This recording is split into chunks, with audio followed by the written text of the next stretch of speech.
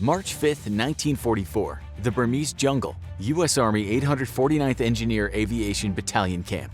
"Get back!" yelled 21-year-old Private Herman Perry. He stood in the road brandishing his M1 Grand rifle. Lieutenant Cady ignored the warning and stepped closer. Sweating, sobbing, probably coming off an opium high, Perry was losing it, having a breakdown. He wasn't going to let Cady take him into custody. He wasn't going to do more time at the parasite-infested hellhole known as the Lido Stockade. Despite Perry's erratic behavior, Cady wasn't about to back off. This boy had a smart mouth. He'd been AWOL. He was a troublemaker. He needed to be punished. Besides, there was no way that Perry would shoot. That would be suicidal. Now less than a foot away from Perry, Cady stretched out a hand toward him. Bam! Cady jerked and crumpled to the ground. For a split second, everyone stared in disbelief at the fatally wounded Cady. Then Perry swung his gun around and trained it on the other officers as he backed away down the road. As he neared the trees, he turned and ran, vanishing into the brush. During World War II, the United States segregated its armed forces. Sure, there were a couple of African American combat units created mainly for political reasons, but the majority of African Americans who served were relegated to menial tasks including cooking, cleaning, and construction. That's how close to 10,000 African Americans ended up being shipped to Burma. These men are stationed there to build what will end up being a boondoggle, a 1,072-mile supply road to run through the Burmese jungle connecting Lido, India to Kunming, China. Some 5,000 white Americans are also sent to work on the Lido Road. However, many of them are officers overseeing the black soldiers. The Burmese jungle is torturous. It's hot, humid, the vegetation's dense, the terrain is rough, it's easy to get malaria or dysentery, and it's hard to avoid the leeches, lice, and mosquitoes. Even worse, sometimes man-eating tigers lurk in the brush, clothes rot, and the food rations are poor. Building the Lido Road is back-breaking, far harder than Perry's North Carolinian childhood of picking cotton in a sharecropping family. The soldiers have mandatory 16-hour shifts. Bulldozers supplied by the Army quickly break down, and the GIs are forced into manual labor. They use hoes and pickaxes to dig the muddy, rocky red soil. Many of the black soldiers work side by side and become friendly with coolies, unskilled native laborers. As a result, the black soldiers pick up bush lingo, Urdu, and Hindi. They trade in the local black markets for moonshine known as jungle juice. Some soldiers, including Perry, seek solace from the grim drudgery of their lives in opium and marijuana. When Cady was attempting to take him into custody, Perry was coming off a 2-day drug bender. After shooting Cady, a panicked Perry runs into the jungle. Oh God, he killed someone! For 3 days, Perry stumbles through the jungle in a daze. Not knowing what to do, he veers back to the Lido Road. He runs into some soldiers from a different unit working on the road. They feed him and pass along messages from his friends in the 849th Battalion. Military police are looking for him. Perry decides to surrender. At nightfall, he stands by a bridge for the Namyung River. Sooner or later, a patrol will come by and he'll turn himself in. While waiting, Perry sits down his rifle. Hearing gunshots somewhere nearby, Perry gets worried the MPs are gunning for him and they'll kill him outright instead of arresting him. Spooked, he slips into the jungle again, accidentally leaving his gun behind. Perry spends several days wandering in the jungle. Luckily, he speaks some bush lingo, which allows him to beg for rice from Naga farmers. The Naga are an ethnic group native to northeastern India and northwestern Burma. Some of the tribes live remotely and stick to traditional practices, including headhunting. For the most part, the British and Americans ignore the Naga as long as they stick to making war on each other and not Westerners. March 18th. Around 2 weeks after he'd killed Cady and fled into the jungle, Perry runs into some British troops. Perry, who's always been a smooth talker, thinks fast and makes up excuses as to why he's alone in the jungle. He's able to charm the Brits into giving him some food rations. It's hard going trekking through the remote Patkai's foothills, but the farther away Perry gets from the army, the better. One day, Perry's hiking up a dense mountain slope when he sees something spine-chilling, a basha, or a temporary shelter often made with bamboo. This basha is decorated with human skulls, to which water buffalo horns have been attached. Perry has stumbled into the head-hunting Naga village of Tumga. Believe it or not, Perry delights the villagers by giving them the remaining canned food rations he got from the British. The Ang, or village chief, invites him to be his honored guest. Perry takes a liking to the chief's 14-year-old daughter. She seems to return his interest. Perry has a new problem. How do you flirt with a girl and impress her warrior father when you don't know the culture or speak the language? The answer is gifts. Perry hikes some 8 miles down the mountain back to the Lido Road. Somehow he manages to get a hold of a load of army goods. Most importantly, he gets an M1 Garand. In Naga culture, tiger pelts and claws are prized. The act of killing a tiger is seen as a virile feat of masculinity. Compared to the clubs and flintlocks the Naga have, with his modern gun, Perry is seen as having the ability to kill many a tiger. The village is impressed. Perry is considered an important man, and the chief allows Perry to marry his daughter. The first few months of Perry's married life are pretty good. He struggles with malaria, but due to his stockpile of army rations, he's rich enough to hire servants to work his fields. Perry spends much of his time hunting monkeys and tigers. He grows fluent in his wife's language. The couple's excited to find out that they're expecting their first child. Many nights, the tribal musicians play flutes and drums, while the tribe chants, takes psychoactives, and dances. Meanwhile, the army has offered a 1,000 rupee reward for information leading to Perry's capture. That's upwards of $14,500 in today's money. They assume that he's headed for the city, so they've been searching for him in Calcutta. The legend of Perry is beginning to grow. Warranted or not, he's becoming a folk hero. To the black GIs who stew with the resentment of daily petty racial humiliations, Perry is awesome. Apropos of what actually happened, they see Perry as someone who fought back against the man and won. Eventually, Perry becomes homesick. When he was drafted into the army, he left behind a young daughter and a girlfriend in Washington, D.C. Also, his stockpile of rations is quickly dwindling. He begins to hunger for Western items, especially cigarettes. He hires runners to go down the mountain to trade at the black market in rural towns. Finally, the army finds a clue. In the summer, some 5 months after Perry vanished, a coolie finds the rifle Perry accidentally left behind when he panicked at the bridge. The army realizes they've been searching in the wrong place. They put out feelers in rural towns near where the gun was found. Eventually, a rumor reaches their ears about the chief of Tkunga having a black soldier as a son-in-law. Army brass is incredulous. They never would have expected an unarmed tenderfoot like Perry to survive for so long in the jungle. A runner who had gone to the town of Namyong to get rice quickly comes back to tell Perry that there are men searching for him. Perry leaves his wife in Tumga and goes to Noksa, or a satellite village. July 20th. Captain Walter McMinn and a small posse of MPs, along with hired Naga guides, go on a 3.5-hour hike up the mountain to Tumga. None of the Americans speak any Naga. They use a picture of Perry and hand signs to communicate. The posse learns that Perry's gone to the Noksa. By the time that the posse huddles outside of the Noksa making a plan, it's twilight.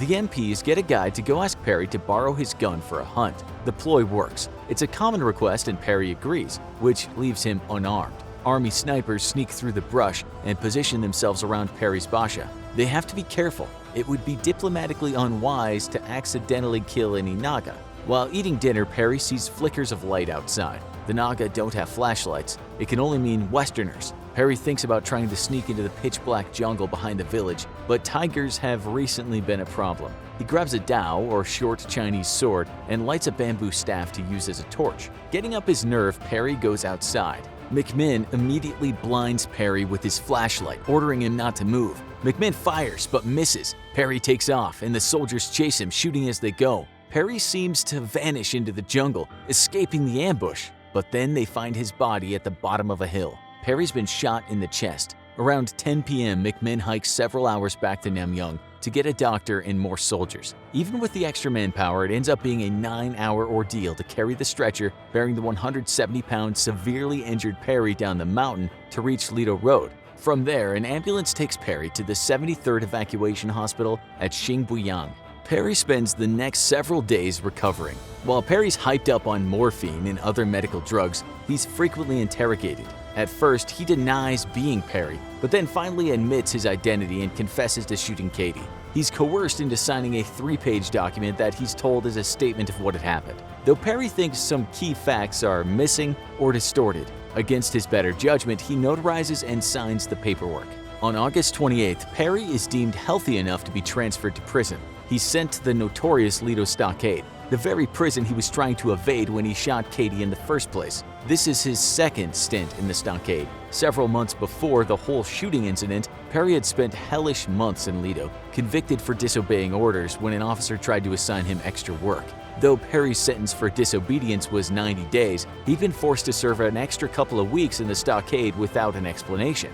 The army assigns Perry a lawyer. Captain Clayton Oberholzer. Unfortunately for Perry, Oberholzer only has experience as a civilian lawyer and has never handled a felony. The fact that Perry killed Katie is indisputable, but Oberholzer hopes to get the charges reduced from premeditated capital murder to manslaughter, the difference being life in prison versus execution if convicted. Perry is also accused of desertion and willful disobedience. September 4, 1944. Perry's court-martial takes less than 6 hours. Oberholzer fumbles a chance to get the sworn statement Perry made while drugged tossed. He botches explaining that the morning of the murder, a distraught Perry was headed to see Lieutenant Colonel Hyatt, the commander of the camp, who had an open-door policy to chat with the soldiers, white or black. Katie went out of his way to accost Perry with the intent to take him into custody, consciously seeking to prevent him from seeing Hyatt, who might have limited Perry's punishment for going AWOL. When Oberholzer brings up Katie's history of abuse toward black GIs, the tribunal warns him that Katie's character isn't on trial. The vote is unanimous. Perry is dishonorably discharged, must forfeit all pay, and will be hanged by the neck until dead. As part of the Army's due process, the verdict condemning Perry to death must undergo a review by 3 members of the Judge Advocate General's Department in New Delhi. All the way across the world, Perry's mom gets a letter from the Army informing her that her son has been court-martialed, convicted of murder, and is sentenced to hang. Bewildered and frightened, she scraps together some money and hires the best lawyer she can get. Her lawyer submits a brief to the Washington-based office of the Judge Advocate General's Department. The Washington office informs New Delhi that a brief for the Perry case will shortly arrive in the mail. Nearly a month later, on December 15th, the New Delhi office transmits a classified message asking about the brief. It hasn't arrived. It's been lost in the mail. Meanwhile, Perry has been stuck in limbo, imprisoned in Lido Stockade. He spent his time watching and memorizing guard schedules. Then, on December 15th, Perry makes his move. Late at night, he crawls under the rear of his tent. The sleepy soldier standing guard at the entrance to his tent doesn't notice. Perry only has 11 minutes before the next time the guards make a circuit. Using wire cutters he stole while on work detail, he quickly cuts a hole in the prison fence just big enough to wiggle through. Protected by strips of coarse wool cut from his prison issue blanket, Perry crawls through the drainage ditches filled with barbed wire. After that, he runs through a field at the stockade's edge and disappears into the jungle. Sweet freedom. Perry stops to catch his breath. He's free, but some 80 miles of mountainous jungle separates him from his wife and unborn child. How's he gonna get home? Army brass loses their minds when they realize that Perry has escaped. The Lido Stockade's warden and 8 guards are formally reprimanded for negligence. The Army again puts a 1,000 rupee bounty on Perry's head. They radio broadcast Perry's description in several languages and print wanted posters. By airplane, they drop some posters on the village of Tkumga. The illiterate Naga villagers collect them, impressed that pictures of the chief's son-in-law are falling from the heavens. MPs begin stopping black soldiers at random based on the chances that they might be helping Perry. Whenever they can, many black soldiers tear up the wanted posters. They enjoy swapping tales and rumors of the Jungle King. The law brief in defense of Perry finally reaches New Delhi on December 27th. The advocate judge's review finds some of the Army's actions questionable, but reconfirms the verdict of execution. In the wee hours of January 1st, 1945, Perry is almost caught at an abandoned timber camp by a posse of MPs who had heard rumors of a black soldier hiding there. Luckily for Perry, he's a light sleeper and escapes into the jungle just in time. A bullet barely grazes him. The MPs recover a .45 pistol Perry accidentally left behind. February 19th. 2 black soldiers, Staff Sergeant Toomer and T4 Troxler, are buying liquor in the town of Macomb when Perry suddenly storms the bootlegger's shack. Somehow he's gotten a replacement .45 pistol. He mugs the 2 soldiers of 95 rupees and forces the bootlegger to cook him dinner. Perry asks Toomer and Troxler to do him a favor. He wants them to bring a truck stocked with rations, clothes, a tent, a knife, and ammunition in the next 24 hours. They agree to meet Perry in Macomb the following night. Even though he stole money from them, Toomer and Troxler debate what to do. Ultimately, they decide to tell the Army, mainly out of fear of what could happen to them if the Army found out that they had suppressed information about Perry. They inform Major Earl Owen Cullum, commanding officer of the 159th Military Police Battalion at nearby Chauba Camp. Cullum decides to set up a trap. The soldiers will arrive with the truck and the Army will ambush Perry. Toomer and Troxler agree to help as long as the Army keeps it a secret that they betrayed the Jungle King. However, Perry has anticipated a trap. A crowd of coolies shows up to meet Toomer and Troxler. The Army doesn't see Perry, but even if he's there, they can't shoot without risking a diplomatic incident. Suddenly, from among the crowd, Perry sprints for the truck and hops aboard. He forces Toomer and Troxler to drive away down the road, but there's a snag. A checkpoint's coming up. Perry gets out of the truck to trek through the jungle around the checkpoint. Toomer directs Perry to meet them at a grassy field on the far side. Perry doesn't know that this is the Army's Plan B. As he reaches the field, MPs fire at Perry, but again he escapes into the jungle. This time he's wounded. A bullet nicked his right foot. He packs it full of moss so it won't get infected, a trick he learned from the Naga. Perry limps through the jungle and hides in a rice paddy. Hours later, he awakes to the barking of German shepherds. The army's caught up to him. Perry escapes yet again. This time, the tip of his nose gets grazed by a bullet. He puts moss on this wound, too. Cullum receives a scalding note from his commanding officer for letting Perry get away. Cullum vows to capture Perry. February 22nd. A desperate Perry hides by the side of the Lido Road. His new plan is to board a truck, hide among the supplies, and hitch a ride over the mountains. When the truck reaches Burma, he'll ditch it and disappear into the jungle. But Perry is unwell. The gunshot on his foot is very painful. Also, he's had to drink river water and has caught dysentery. When Perry tries to hop on the back of a slow-moving truck, he's too weak and falls in the road, dropping yet another .45. The gun skids further away as it hits the ground. Perry realizes that a coolie has witnessed his failed hijack attempt. Spooked, he quickly melts back into the jungle. For the third time, he leaves a gun behind. Cullum starts a mobile posse to hunt Perry. He begins visiting town after town to question locals. He also coordinates with the British and native police forces. He and his fellow posse follow Perry's trail for over 2 weeks. Cullum eventually figures out that Perry's headed in the direction of the town of Namrup. Perry's following the southeastern branch of the Tsang River. It's a long, indirect route to Tunga. However, Perry's probably taking this way because just south of Namrup is considered the gateway to the Naga heartland. Here, Perry would be able to make friends. Chances are some of the Naga tribes speak the same language as Perry's wife. Cullum realizes he has only a few days to catch up with Perry before he vanishes into a remote area again, maybe this time forever. Meanwhile, Perry's been growing weaker by the day from dysentery and malnutrition. He's surviving on stolen sugarcane and begging farmers for rice. Stupidly, Toomer and Troxler mention they're snitching on Perry to a colleague. The army has to evacuate them from Asia over threats of murder from Perry's fans. After a long, rough journey, the posse arrives in Namrup. Cullum receives a tip as to where Perry is. He's staying at a rural farm a few miles away. The posse waits until nightfall before hiking to the farm. Cautiously, the posse fans out and surrounds the farmer's basha. They find 3 Naga tribesmen wearing traditional dhotis sitting by a fire outside of the home. Cullum senses that there's something not quite right. He takes a closer look at the men. He then grabs one of them. It's Perry. He cut his afro and borrowed native clothing, hoping that he can pass for Naga by firelight. For the last time, Perry is taken into custody.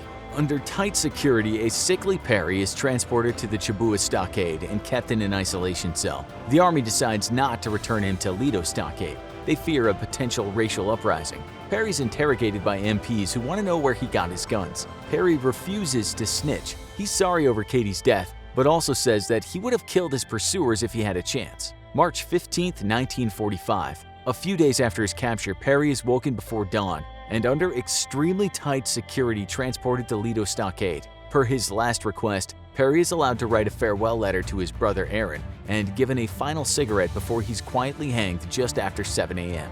March 17th. Perry's mother receives a notice from the army informing her of her son's death by judicial asphyxiation due to his own misconduct. Despite repeated requests for information, she hasn't heard anything since her lawyer submitted the brief in December. She knows nothing of her son's escapades or anti-hero status. Some months later, a small group of black GIs are on an expedition through the Patkai Mountains to check for survivors of a crashed cargo plane. They hire some Naga guides and end up spending the night at a remote village where one of the guides' relatives lives. As guests, the GI are served a special treat for dessert, canned fruit cocktail. One of the soldiers curiously inquires as to where the cocktail has come from. The next morning, before they leave, the soldiers are taken to the only basha in the village, painted a bright yellow-orange. It turns out to be owned by the chief's teenage daughter. Inside, the walls are decorated with wanted posters of Perry. January 26, 1991. Night. The Iraqi desert. 2 SUVs barrel across the moon-bright desert toward Chris. He crouches low, getting into position. His body shakes from the wild pounding of his heart. He breathes deep and thinks of his 2-year-old daughter. His hand steadies. The vehicles are closer now, 55 yards away, then 40 yards, 30 yards. At 20 yards, he pulls the trigger. A rocket whooshes from the launcher. The first SUV explodes with a heavy bang, thick smoke billowing up. Chris launches a grenade at the second SUV, nailing its hood. Then he pops up and charges toward the vehicles, spraying bullets in case there's anyone still alive in the wreckage. Satisfied that he won't be chased anymore, Chris turns and runs until it feels like his heart is going to burst. For now, he's escaped the enemy. He doesn't know if anyone else in his patrol is alive or dead. His only chance for survival is to walk across the desert and cross into Syria. It was supposed to be a straightforward mission. During build-up to the ground invasion of Iraq, B Squadron of the 22nd SAS is stationed at a forward operating base in Al Juf, Saudi Arabia. 3 8-man patrols, Bravo 10, Bravo 20, and Bravo 30, are to infiltrate deep into Iraqi territory on intelligence-gathering missions. The main task of Bravo 2 is to find a good lying-up position and set up an observation post to monitor the main supply route, or MSR, that runs between the town of Hatida and 3 airfields. It's thought that the Iraqi army is moving Scud missile launchers along this route. The patrol is to report on enemy movements via radio or SATCOM. After 10 days, a chopper will resupply them or move them to a new location. Bravo 2 consists of Patrol Commander Sergeant Andy McNabb, Sergeant Vince Phillips, Corporal Chris Ryan, Lance Corporal Dinger Pring, and troops Bob Concilio, Legs Lane, Stan McGowan, and Mark Coburn. On the night of January 22nd, an RAF Chinook drops the soldiers into the Iraqi desert. Unlike the other 2 patrols, Bravo 2 opts to travel on foot instead of bringing vehicles. It's a decision they'll soon regret. The mission gets off to a rough start. The desert's colder than expected. It's hard work moving their heavy equipment. They've misjudged the terrain from poor, outdated maps. Bravo 2 soon realizes that the spot they're in is hot. There's an anti-aircraft encampment less than a quarter of a mile away. Legs, the patrol's radio man, has trouble contacting command on the radio. The day after their insertion, Bravo 2 is compromised when a young goat herder stumbles upon them and then alerts other people. In the afternoon, the patrol finds themselves hunkered down in a wadi, or a dry river channel. From about 219 yards away on a bluff, 2 Iraqi men watch them. It's a tense moment, and then Chris makes a bad mistake. He waves. It's meant to be a disarming gesture, but he waves with his left hand, which is offensive in Arab culture. The men instantly begin firing their weapons. Bravo 2 returns fire and the situation rapidly deteriorates. The Iraqis are quickly joined by a dump truck full of men with AK-47s. As the firefight rages on, the patrol retreats further down the riverbed, struggling under the weight of their heavy haversacks while shooting and trying to evade getting shot. Chris activates his Tactical Rescue Beacon, or TACB, and yells that they're under attack. Andy also activates his TACB. Though their beacons are set to different frequencies to alert both the US and SAS forces, neither gets a response. Bravo 2 ditches their biggest packs so they move faster. Legs leaves behind radio equipment. At the last minute, Chris runs almost 20 yards back to get a hip flask his wife had given him as a present out of his discarded pack. Miraculously, the patrol escapes the Iraqi fighters. They regroup some distance away. Amazingly, no one had been hit, but they lost a lot of their gear. Not sure if their communications have gone through, they decide not to wait for a rescue to show up and head for the Syrian border. As dusk falls, Bravo 2 detours and doubles back through the rough, rocky terrain in case they're being followed. Then they walk south. Periodically, Mark switches on his GPS to get a fix on a satellite. They then check their maps to determine which way to go. After walking for several hours, Stan collapses. He has on thermal underwear and the fast pace has caused him to sweat hard. He's dehydrated. Chris, who's trained as a medic, gives him rehydrate powder mixed into water. Some of the others want to find a safe hiding spot and leave Stan behind, but Chris won't allow it. He cajoles and threatens the semi-conscious Stan into continuing to walk. When they venture near the MSR, fearing discovery, Chris sets an even more punishing walking pace. Stan and Vince keep up with the rest of them. After about an hour, they pause to consult which way to go and discover that the rest of the patrol, Andy, Bob, Mark, Legs, and Dinger, are missing. From higher ground, they pause to look out over the desert floor, but don't see the missing soldiers. Chris turns on his TACB, and to see if by chance Andy has his on, they'd be able to communicate. Unfortunately, there's no answer. The patrol is down to 3 soldiers. Chris, Stan, and Vince walk on, occasionally trying to contact Andy on the TACB. At around 5 a.m., having hiked some 43 miles through the night, they take shelter in a ditch. They take turns sleeping and keeping watch. As the day wears on, it grows colder and begins to snow. After resting, Stan seems better. Chris's feet are beginning to grow blisters due to his rough wool socks. The 3 snuggle together in the muddy, snowy ditch until dark. At night, they set out, trying to navigate toward the border via compass. They walk for hours in the freezing cold. Vince gets belligerent and loses his grip on reality due to hypothermia. Eventually, he falls behind. Chris and Stan briefly retrace their steps, but they can't find him. Chris makes the difficult decision to press on, and Stan agrees. The patrol is now down to 2. After walking for hours, near morning, Chris and Stan cuddle for warmth in a wadi and sip whiskey from Chris's flask. Thankfully, it's a sunny day and they're able to dry out some. Chris eats 2 biscuits, the last of his food. They've lost track of time, but they think it's Saturday, January 26th. Midday, they hear the jingling of bells. Goats. Along with the goats comes the threat of them being discovered again. Chris wants to ambush and kill the herder, but Stan doesn't want to kill a civilian. Against Chris's wishes, Stan steps out of their hiding places and tries to communicate with the herder. Unfortunately, the surprised herder doesn't speak English and they don't speak Arabic. Stan decides to go to the nearby village with the herder. Chris begs him not to go, but Stan's adamant. Chris tells him he'll wait until 6:30 p.m. for Stan to come back. As promised, Chris waits until dusk for Stan to return before checking his compass and walking north. He's walked for about 15 minutes when he sees the lights of an approaching SUV. Thinking that it's Stan, he runs toward the SUV, and that's when he notices a second set of headlights. Stan would never send 2 vehicles. Chris turns and runs from the SUVs, and that's when they begin to chase him across the desert. After Chris destroys the SUVs with his rocket launcher, he continues his trek toward Syria. Now out of water, he keeps thinking that he should reach the Euphrates River soon, but doesn't. Eventually, he sees a small village with crops. Surely they're near the river. Chris stealthily skirts the village as the dogs start barking. At the river, he tries to fill his water bottle, but discovers that the water is shallow over a layer of silt, so he wades out further and ends up getting sucked down by quicksand. Luckily, Chris is able to struggle free. He carefully fills his water bottle, and the water is murky, foul-smelling, but it tastes good. Chris realizes he can't cross the river, it's cold, and the middle current is too strong and unpredictable. He has to go another way. Chris spends the next few nights hiking through the desert, occasionally zigzagging miles out of his way to avoid villages, vehicles, and goat herders. He sips a little whiskey when he needs a pick-me-up. With each step, his blistered feet grow more painful. During the days, he hides in the wadis or culverts and rests. Sometimes he turns on his TACB, but there's never any answer. He consults its map, but has trouble lining up landmarks with it. Chris crosses the MSR again and becomes demoralized by a highway sign, which announces that Al-Qaim is 50 kilometers, which means that the Syrian border is 80 to 90 kilometers away. He thought he was much closer. The lack of water becomes an urgent problem again. Starting to get careless from exhaustion, Chris stumbles into a signal base, but manages to avoid the soldiers,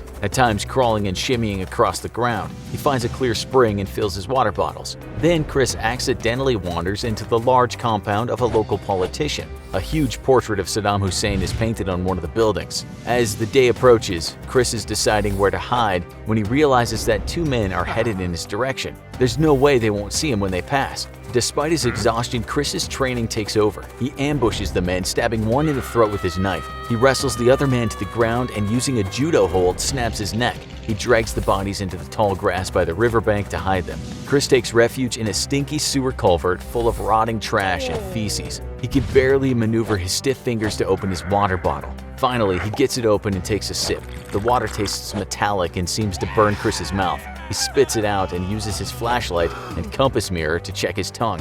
Everything looks okay. He tries a second mouthful of water with the same reaction. Clearly, the water's bad. Chris dumps it out, very disappointed. It's been 8 days since he had a proper meal and 2 days since he's run out of water. Chris's feet continuously ache, but he doesn't dare take his boots off because he doesn't know if he'll be able to get them back on. Furthermore, he's lost feeling in the tips of his fingers, and due to the dirt stuck under his fingernails, infection has set in. Chris dozes uncomfortably in the culvert, waiting for dark. At night, Chris is finally able to escape the compound area. He limps toward the town of Krabillah but can't find it. Later, he'd learn that Krabillah was blacked out due to war and he'd gone right past it. Eventually, Chris comes to a big barbed wire fence. Finally, is this the border? He manages to cross it with only minor injuries and staggers on. Suddenly, there's a blinding light, and Chris wakes up sometime later. He drags himself to his feet and keeps going. He has several random blackouts. Chris sees a dwelling in the distance and makes for it. He turns on his TACB. If need be, he'll kill someone for water. The goat herd family, although surprised and rather suspicious, helps Chris. He manages to ask where he is, and they can confirm that he's in Syria. They give him water, sweet tea, and flatbread, but he can't swallow it. For the first time in days, days, he takes off his boots. His feet are rotting, the toenails falling off. An older woman washes his feet. For a while, he's able to lay by a fire, warming his feet and letting them breathe. Through sounds and sign language, Chris communicates that he wants to go to the police. He gives the family a gold coin for their help. That actually makes things grow tense. They want more money and threaten him with an ancient rifle, but he mimes that he's out of money. The young man is aggressive about taking Chris to town, so Chris carefully eases his feet back into his boots, and he and the young man stand on the side of the MSR and hitch a ride. The camel farmer driver who picks them up speaks a little English. Chris lies to him, saying that he's a crashed airline pilot. Halfway through the ride, the driver kicks the young man out and sends him back home. Chris starts to worry. In the tiny town, they stop for gas. The farmer gets belligerent. Chris tries to bargain with him. The farmer whips up a crowd of people. Chased by a mob, Chris runs into a police station. The police take away his kit and open it. It's a tense moment when they find his .203 automatic rifle grenade launcher. Luckily, an official who speaks English shows up and asks for information. Chris provides his correct name and birth date, but lies about his regiment and repeats the crashed pilot story. Strip-searched, blindfolded, and 2 wild car rides later, Chris ends up in Damascus. He's delivered to the head of the Mukhabarat, the Syrian secret police. The secret police allow him to finally get properly cleaned up. For the first time in several days, Chris sees himself in a mirror. He's gaunt. He's dropped from 176 to 140 pounds, losing 36 pounds in 10 days. Though the authorities provide him with a feast, he can't eat. He can only drink water. Per Chris's request, they take him to the British embassy. He's questioned by embassy brass and writes down his whole story. They work out the route he took, and chances are the spring he drank from was contaminated with nuclear effluent. After a few days of government red tape, Chris flies into a base in Cyprus. From there, he ends up in Riyadh, where he's interviewed multiple times by the brigadier and colonel in command of the special forces. The rest of Chris's patrol is still missing. No one knows what happened to them. The other patrols, Bravo 1 and Bravo 3, had declared their areas too dangerous upon arrival and had been extracted shortly thereafter. As it turns out, Legs had been given the wrong radio frequencies, and the base only received 3 garbled messages on January 24th. The Army waited 2 days before mounting a search, which had to be aborted due to bad weather. Another search was mounted on the 27th with a focus on the most likely escape route, but they didn't find the patrol. A third search was also aborted, this time due to an ill pilot. On February 24th, the ground war launched and was over in 5 days. As it turns out, 5 members of Bravo 2, Stan, Dinger, Mark, and Andy, were separately taken as POWs, ultimately ending up in the same prison. Eventually, they were handed over to the Red Crescent and released after the war. Legs died from hypothermia while trying to cross the Euphrates. Bob died after being caught in a firefight, and Vince died of exposure in the desert.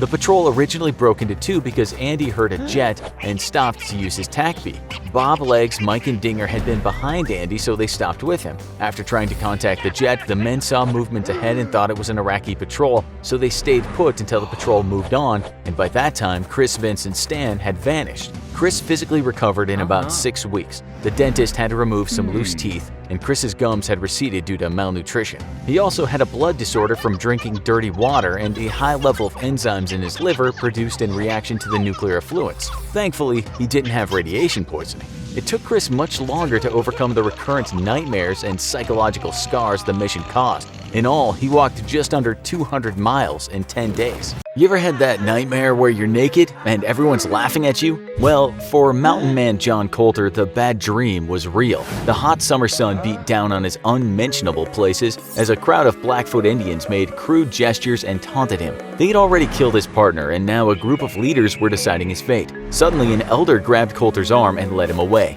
"Go," said the elder, pointing at the prairie. "Run!" Confused, Coulter staggered forward and then glanced back. The Blackfoot warriors were stretching, limbering up. That's when Coulter realized he was running for his life. Late in the summer of 1809, John Coulter and John Potts left Fort Raymond, also known as Fort Manuel, and ventured into Blackfoot territory near where the Gallatin, Jefferson, and Madison rivers meet. Today, this area is known as Three Forks, Montana. The 2 men were skilled hunters and planned to trap beavers. They had met a few years before when they'd been members of the Lewis and Clark expedition. Coulter and Potts knew that poaching in Blackfoot territory was extremely dangerous, but a good price was being paid for beaver pelts, so they tried to keep their presence on the down low. They set out beaver traps at night, checked them in the early morning, hid and slept during midday. The two men were each paddling a small dugout canoe up the Jefferson River when they heard a stamping noise. Coulter worried that it was Blackfoot Indians and wanted to turn back, but Potts insisted the noise was buffalo and accused Coulter of cowardice. For the rest of Potts's very short, miserable life, he wished he had listened to Coulter. They paddled around a bend to see that the banks of the river were lined with around 800 Blackfoot, some on horses. The tribe gestured for them to come ashore. Coulter thought it was best to comply. Trying to escape was futile. He furtively cut the lines for his beaver trapping gear, letting it drift to the shallow bottom of the river. He told Potts that he could retrieve it later. Coulter went ashore. He spoke rudimentary Blackfoot and also a little Crow, the language of the neighboring Indian tribe. He thought that he and Potts were just going to be robbed. The Blackfoot took Coulter's gear, his rifle, flint, powder horn, and his knife. Then they made him strip. Off came Coulter's shirt, belt, pants, and boots. Soon he was as naked as the day he was born. Meanwhile, Potts stood in his canoe, long rifle in hand, watching the proceedings and refusing to come ashore. The Blackfoot communicated to Coulter that he should tell Potts to come ashore. Coulter told Potts, but Potts refused, saying that he might as well lose his life rather than be stripped and robbed like Coulter. Prophetic words. An archer on the shore shot Potts in the hip with an arrow. Potts fell to the bottom of his boat. Coulter asked if he was hurt. Potts said yes, he was hurt, too injured to escape. As he rose up from the bottom of his canoe, poised for action, Potts told Coulter to get away if he could. He was going to shoot at least one Indian. Potts fired, killing one Blackfoot. All hell broke loose. A volley of arrows were unleashed at Potts, and in seconds he was dead, riddled with arrows and bullets. Blackfoot jumped in the river and dragged Potts' boat to shore. Raging, they tossed his corpse on the ground. They mutilated his body, hacking it apart with tomahawks and knives. Coulter stood by, head turned away so he didn't see. Some accounts claim that the Blackfoot threw Potts' entrails into Coulter's face to goad him. Either way, soon all that was left of Potts was a bloody, pulpy mess on the ground. An angry warrior came at Coulter with a tomahawk, but his tribesmen grabbed him and held him back. A group of leaders and elders quickly convened to decide what to do with Coulter. Meanwhile, Coulter stood there in his birthday suit, being harassed by the mob. He was sweating, trying to keep a cool head while dreading what was going to happen next. Would the Blackfoot torture him before they killed him? An elder left the council, came over to Coulter, grabbed his arm, and began to walk him away from the crowd. The elder pointed at the prairie. Go away, he told Coulter in Crow. Coulter walked a few steps forward on shaky legs. He thought that the tribe was going to shoot him in the back. The elder impatiently gestured and demanded Coulter go faster. Coulter walked a little faster. When he got maybe 100 yards away, he glanced back to see that the young men of the tribe were stripping off their leggings and stretching. That's when Coulter understood. They were the hunters and he was the prey. He was running for his life. His heart pounding, Coulter took off, running as fast as he could. Seconds later, blood-curdling cries went up as the Blackfoot came chasing after Coulter. Coulter was fleet of foot, he was in good shape, and adrenaline coursed through his body. But every step was painful. The prairie was treacherous. Large swaths of prickly pear bush covered the ground. The tiny spikes from their stickers pierced the tender skin between Coulter's toes. Pebbles tripped him and also bit into his feet. Shrubs scratched and left welts on his calves as he charged through them. Thankfully, Coulter knew the area. He was about 5 miles from the Madison River. If he could just make it there. Coulter ran and ran, not daring to look back. Startled birds flew up from the grass as he bolted past. He could hear war whoops and laughter carrying on the breeze. Also, footsteps. He wasn't sure if the Blackfoot were close on his tail or if it was just the imagination of his terrified mind. Finally, Coulter couldn't bear it any longer. He was out of breath. He had a stitch in his side. His nose had started to bleed from the extreme exertion. Slowing down, he looked back. Coulter had run perhaps 3 miles. Most of the hunters had lost steam and were distant specks on the prairie. However, one graceful runner draped in a blanket and carrying a spear was far ahead of the rest of the pack, maybe around 100 yards behind Coulter. The distance between them was just shy of an American football field. Coulter took off again. The Blackfoot hunter chased him for another mile, slowly gaining ground, getting closer and closer. Heart racing, lungs burning, ears ringing, Coulter could run no more. He stopped and whirled around, arms spread wide, panting, his feet shredded and his nose gushing blood. Coulter pleaded for his life in Crow. The exhausted warrior didn't hear Coulter or didn't care. He ran closer and then lunged at Coulter with his spear, but stumbled and fell, breaking his spear in two. The tables were turned. Suddenly it was the Blackfoot warrior on the ground begging for mercy.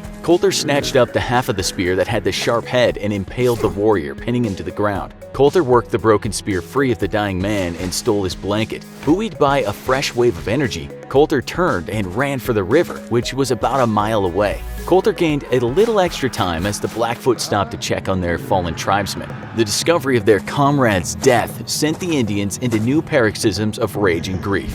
At the bank of the Madison River, Coulter paused to catch his breath and scanned the area. Slightly downstream, he noticed a huge beaver lodge with a mound of brush, sticks, and river debris arising from the water. Coulter plunged into the river, and golly, it was cold. The water came from snowpack melting further upstream. At least it numbed his swollen, bloody feet.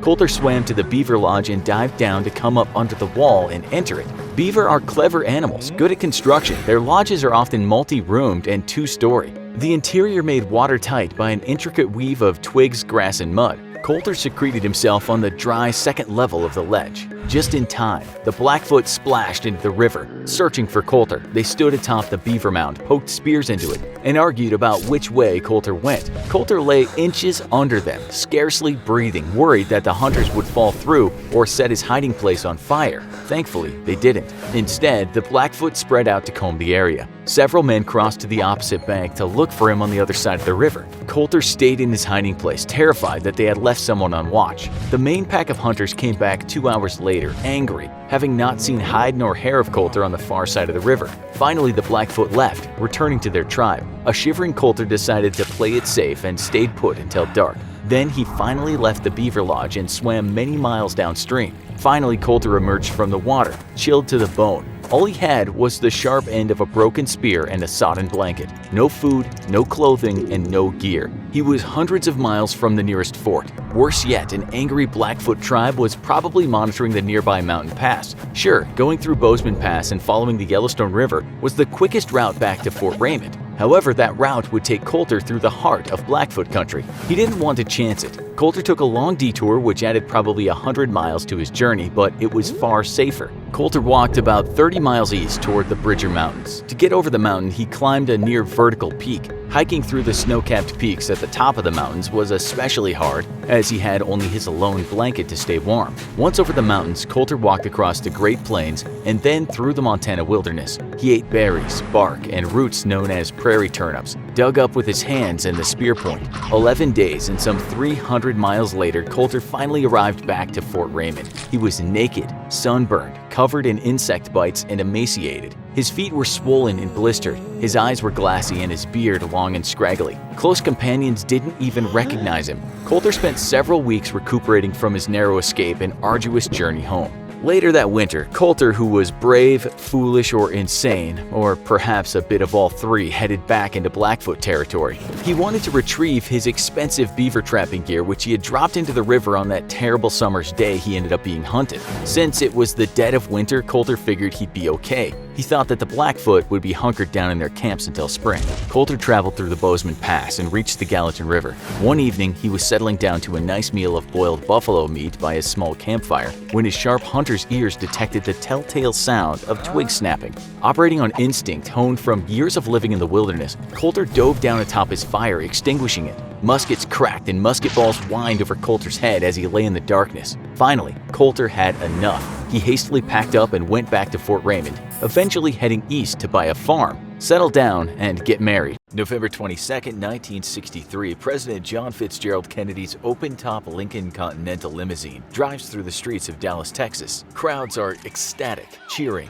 holding flags aloft, and taking photos. Nellie Connolly, the First Lady of Texas, who's also in the car, turns around to the president and says, "Mr. President, you can't say Dallas doesn't love you." Filled with joyousness, the president replies, "No, you certainly can't." Moments later, as the car passes the Texas School Book Depository, shots ring out. The president's hands move toward his neck as he leans forward and a little to the left. His wife Jackie grabs hold of him. Another shot hits him in the head. Jackie, utterly distraught, cries, "They've killed my husband. I have his brains in my hand."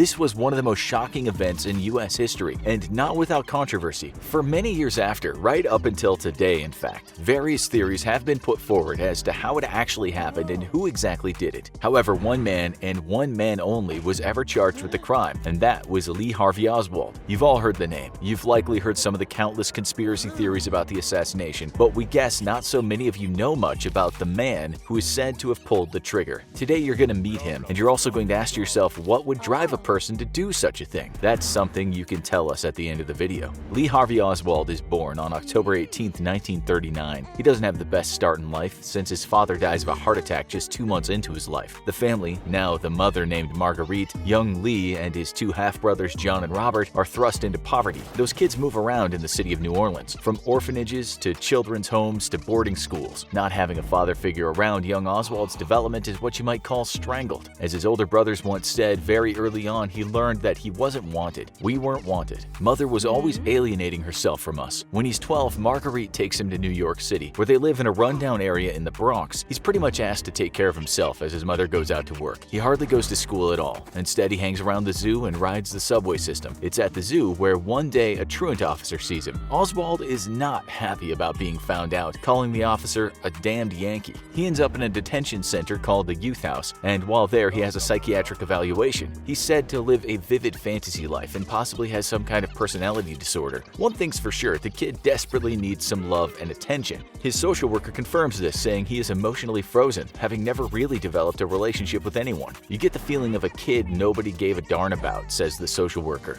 In his early teens, he has an awakening. He's walking down the street when an old woman hands him a pamphlet. It's socialist in ethos and has in it two folks named Julius and Eiffel Rosenberg. Those two are sentenced to death in the US for spying for Russia. Sometime later, Oswald writes in his diary, "I was looking for a key to my environment, and then I discovered socialist literature. I had to dig for my books in the back dusty shelves of libraries." He writes this to the Socialist Party of America. "I'm 16 years of age and I would like more information about your youth league. I would like to know if there's a branch in my area, how to join, etc. I am Marxist and have been studying socialist principles for well over 15 months. Later, after running from the clutches of truant officers, Oswald and his mother return to New Orleans. They live in an area beset with poverty and vice, something that affects young Oswald deeply. Drug addicts, prostitutes, violent crime, pervasive racism, dilapidated housing, oppressive cops, no help for the poor, and no opportunities for those not born with silver spoons. He's taking it all in, guided by his socialist sympathies. At age 16, he becomes a cadet with the Civil Air Patrol. He also tries to join the Army but is turned down for being too young. This doesn't stop him from memorizing from back to front the Marine Manual. The obvious question is, why does this budding communist want to join the US military during a very cold war with the commies? This is a kid who tells a friend he wants to kill the President Eisenhower for exploiting the working class. This is a boy who regularly showers praise on the Russian leader Nikita Khrushchev. One day, a friend's father kicks him out of his house because he's expounding the communist doctrine and saying communism was the only way of life for a worker. It seems his reason is he just needs to get away from his mother. That, or it's the fact his father had been a Marine and his brother has joined up. The Warren Commission later wrote, his study of communist literature, which might appear to be inconsistent with his desire to join the Marines, could have been another manifestation of Oswald's rejection of his environment. You should also remember he's a boy who just wants to be accepted. So at age 17, he becomes a Marine. Nothing much changes though. He makes a few friends and not so many people like him. He isn't really seen as mentally unstable, but he just doesn't fit in. Nor does he ever rise above the rank of private first class. Still, he knows something about foreign affairs because he reads voraciously. At times, he picks fights with officers, according to one soldier, so he could come out top dog. This kid still hates authority with a vengeance, but he's also smart and can be likable to certain people. One day, he shocks some folks listening to his rants by saying all the Marine Corps did was to teach you to kill, and after you got out of the Marines, you might be good gangsters. During this stint in the Marines, he has 2 court-martials. One for having an unauthorized pistol he accidentally shoots himself with. His other court-martial is for calling an officer out to fight him. He still holds sympathies towards the Soviet Union, and he even teaches himself some Russian, albeit he's not very good. He gets taken off active duty to look after a sick mother, but then he decides he's going to go to Russia. For that decision, he's undesirably discharged. So there he is, in Russia, telling people how much he loves the Soviet Union in his rudimentary Russian. He tries to apply for citizenship and is turned down. This is what he writes in a letter to his brother. I've been a pro-communist for years, and yet I have never met a communist. Instead, I kept silent and observed. And what I observed plus my Marxist learning brought me here to the Soviet Union. I've always considered this country to be my own. He also writes this, in the event of war, I would kill any American who put a uniform on in defense of the American government. Any American.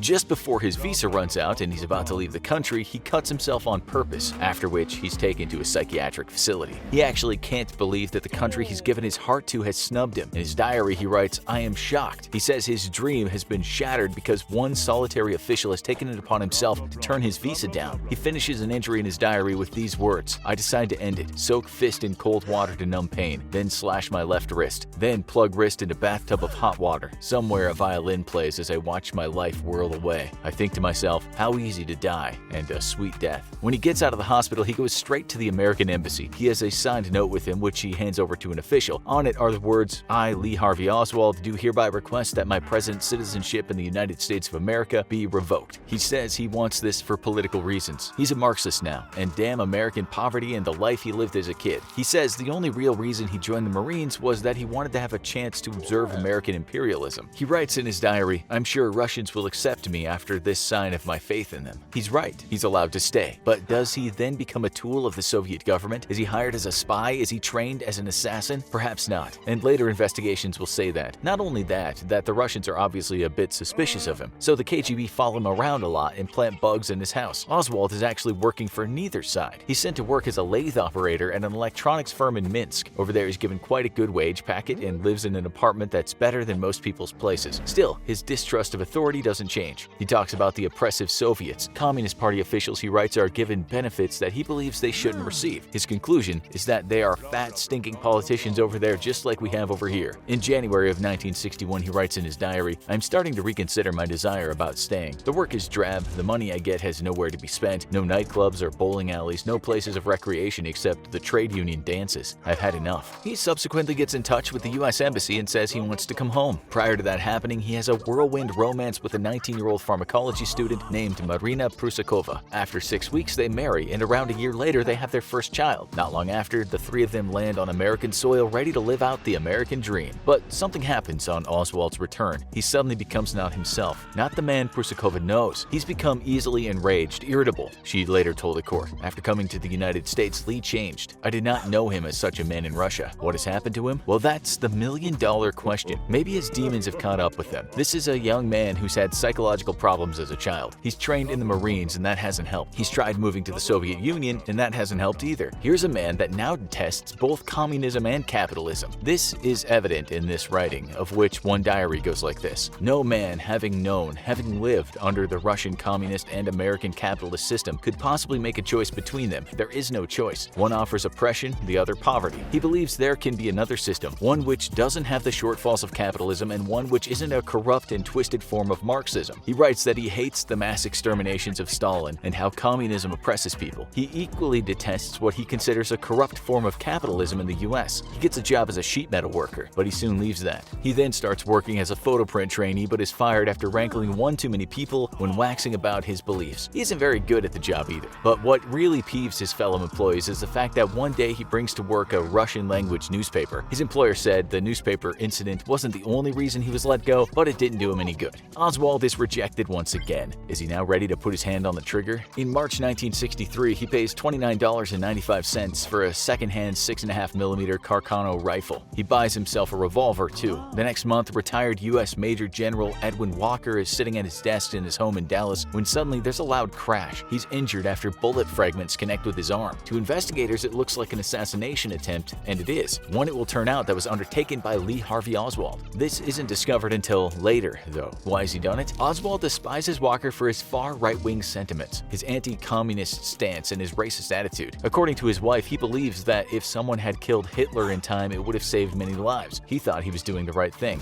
The family moves to New Orleans, where Oswald becomes more infatuated with the Fair Play for Cuba Committee. There, he distributes leaflets supporting Cuba, and even though he gets on the radio twice, he doesn't really garner that much attention for the movement. Not only that, Cuban exiles can't stand him. It seems Oswald is as much concerned about getting attention for himself as he is for the plight of Cuba. His wife later said in court he wanted to be arrested. I think he wanted to get into the newspapers so that he would be well known. He then tries to get to Cuba via Mexico. In Mexico, he pleads to the officials at the Cuban embassy saying he supports the cause and can he have a visa. He says he's also intending to return to the former Soviet Union. After speaking with officials and even the KGB, he's turned down. The Cubans say he'll do more harm than good for the cause. So now, it's just days before JFK is gunned down in the street. His heavily pregnant wife is happy when he returns from Mexico, seeing as he is in a pleasant mood and treats her well. He seems like his old self again. She said later in court, he helped me more, although he always did help, adding that he was delighted about the prospect of having a second child with her. Strange, because he's about to give it all up. It's this kind of fact that will later give birth to 1,000 conspiracies. Around this time, Oswald's told about a job that's going at the Texas School Book Depository, and after an interview on October 16th, he's hired there for $1.25 an hour. It's now just over a month before the fateful day. He's apparently pretty good at his job, things are looking up, and then his second child is born. Life couldn't be any better, on paper anyway. He still argues with his wife at times. Because of his radical left activities, he's now on the radar of the FBI. Agents visit his house, but he isn't there. They go again and he isn't home. With feathers ruffled, Oswald goes to the FBI office in Dallas and asks to speak with the man on his case, James P. Hosty. Hosty isn't available, so Oswald leaves a note. That note, people later say, included a threat that said, "Stop bothering me or I'll blow up the FBI and the Dallas Police Department." Hosty later said there was no such threat, and the note actually read, "If you have anything you would like to learn about me, come talk to me directly. If you don't cease bothering my wife, I will take the appropriate action and report this to the proper authorities." Does that sound like the words of a soon-to-be killer? The night before the assassination, Oswald goes to bed before his wife. When she later retires, he says nothing to her, even though she's pretty sure he's awake. When she wakes in the morning, he's gone. His wedding ring is sitting inside a cup on the dresser. $170 is in a wallet in a drawer. He's only taken $13.87 with him, hardly enough to flee the country. The next day, after JFK is fatally injured, Oswald is seen in the second-floor lunchroom by a cop who has a gun drawn on him. Oswald's supervisor is also there, so Oswald's allowed to walk on. He appears calm. Not long after, Oswald is apprehended after a short altercation in a movie theater. During questioning, he's forthcoming and seems composed. He denies all wrongdoing. He says he's a patsy, meaning he thinks he's being framed. The evidence against him is overwhelming. He's seen by multiple witnesses shooting and killing a policeman when walking down a street. When he's arrested in the movie theater, he says the words, "Well, it's all over now." But this isn't another JFK assassination story. It's a "Who was Lee Harvey Oswald" story. So then why did he pull that trigger? It's not easy to ascertain the answer. Far from it. He was shot and killed 2 days later by a nightclub owner, Jack Ruby, while being escorted through Dallas Police Headquarters. Ruby himself was later treated by the CIA's brainwashing specialist, Louis Joylin West, and diagnosed with psychosis. That's a story to get conspiracy theorists excited. While behind bars, Ruby got in touch with the Warren Commission and said, "I want to tell the truth, and I can't tell it here." Nothing came of it, and Ruby died not too long after losing his mind. Was anyone else involved in the assassination, from abroad or at home? We just don't know. Theories range from the spectacular to the heavily rejected Oswald, often insecure, having argued with his wife and just gone off the deep end. Maybe he just wanted to become the center of the world.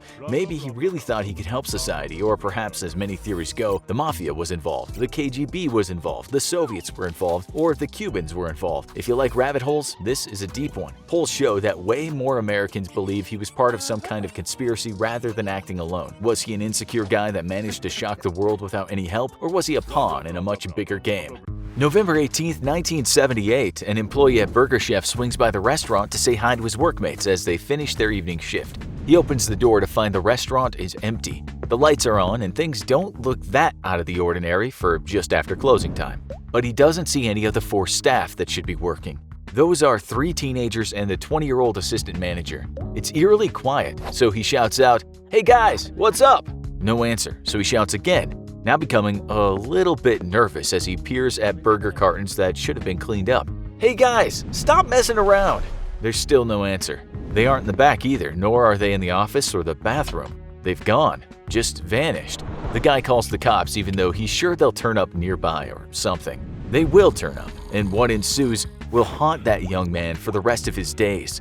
This case will become one of the most confounding crime mysteries the USA has ever seen. A story with so many twists and turns it'll make you dizzy trying to guess what happened that night. It wouldn't be out of place in a season of Breaking Bad. In fact, as you'll see close to the end, Breaking Bad could easily have been partly based on the murders. Not long after the discovery of the empty restaurant, Indiana State Trooper Jim Kramer got a call on his radio. This night will become his worst nightmare, something he'll take with him well past retirement. The town of Speedway, Indianapolis, population 12,500, will soon become one of the most talked about places in the USA. Dispatch informs Kramer that a bunch of kids have just gone missing from the Burger Chef restaurant. Their assistant manager Jane Fright, 20, and workers Ruth Shelton, 17, Danny Davis, 16, Mark Flemons, 16. Kramer might not have worked on too many big cases, but one thing he's used to are bored local kids messing around. Still, when he gets to the restaurant, he's met with the scene of a crime. The safe is open, and money bags are strewn around. Lying near the safe is some adhesive tape that's been used up. Okay, he thinks there's been a robbery. That's not so unusual, but what is unusual is the fact that the 4 staff are missing. With holdups, people might get hurt from time to time, but they'll almost always be found on the property. Kramer thinks that in all likelihood they might have been forced out of the restaurant and taken someplace. They'll turn up sooner or later, he imagines.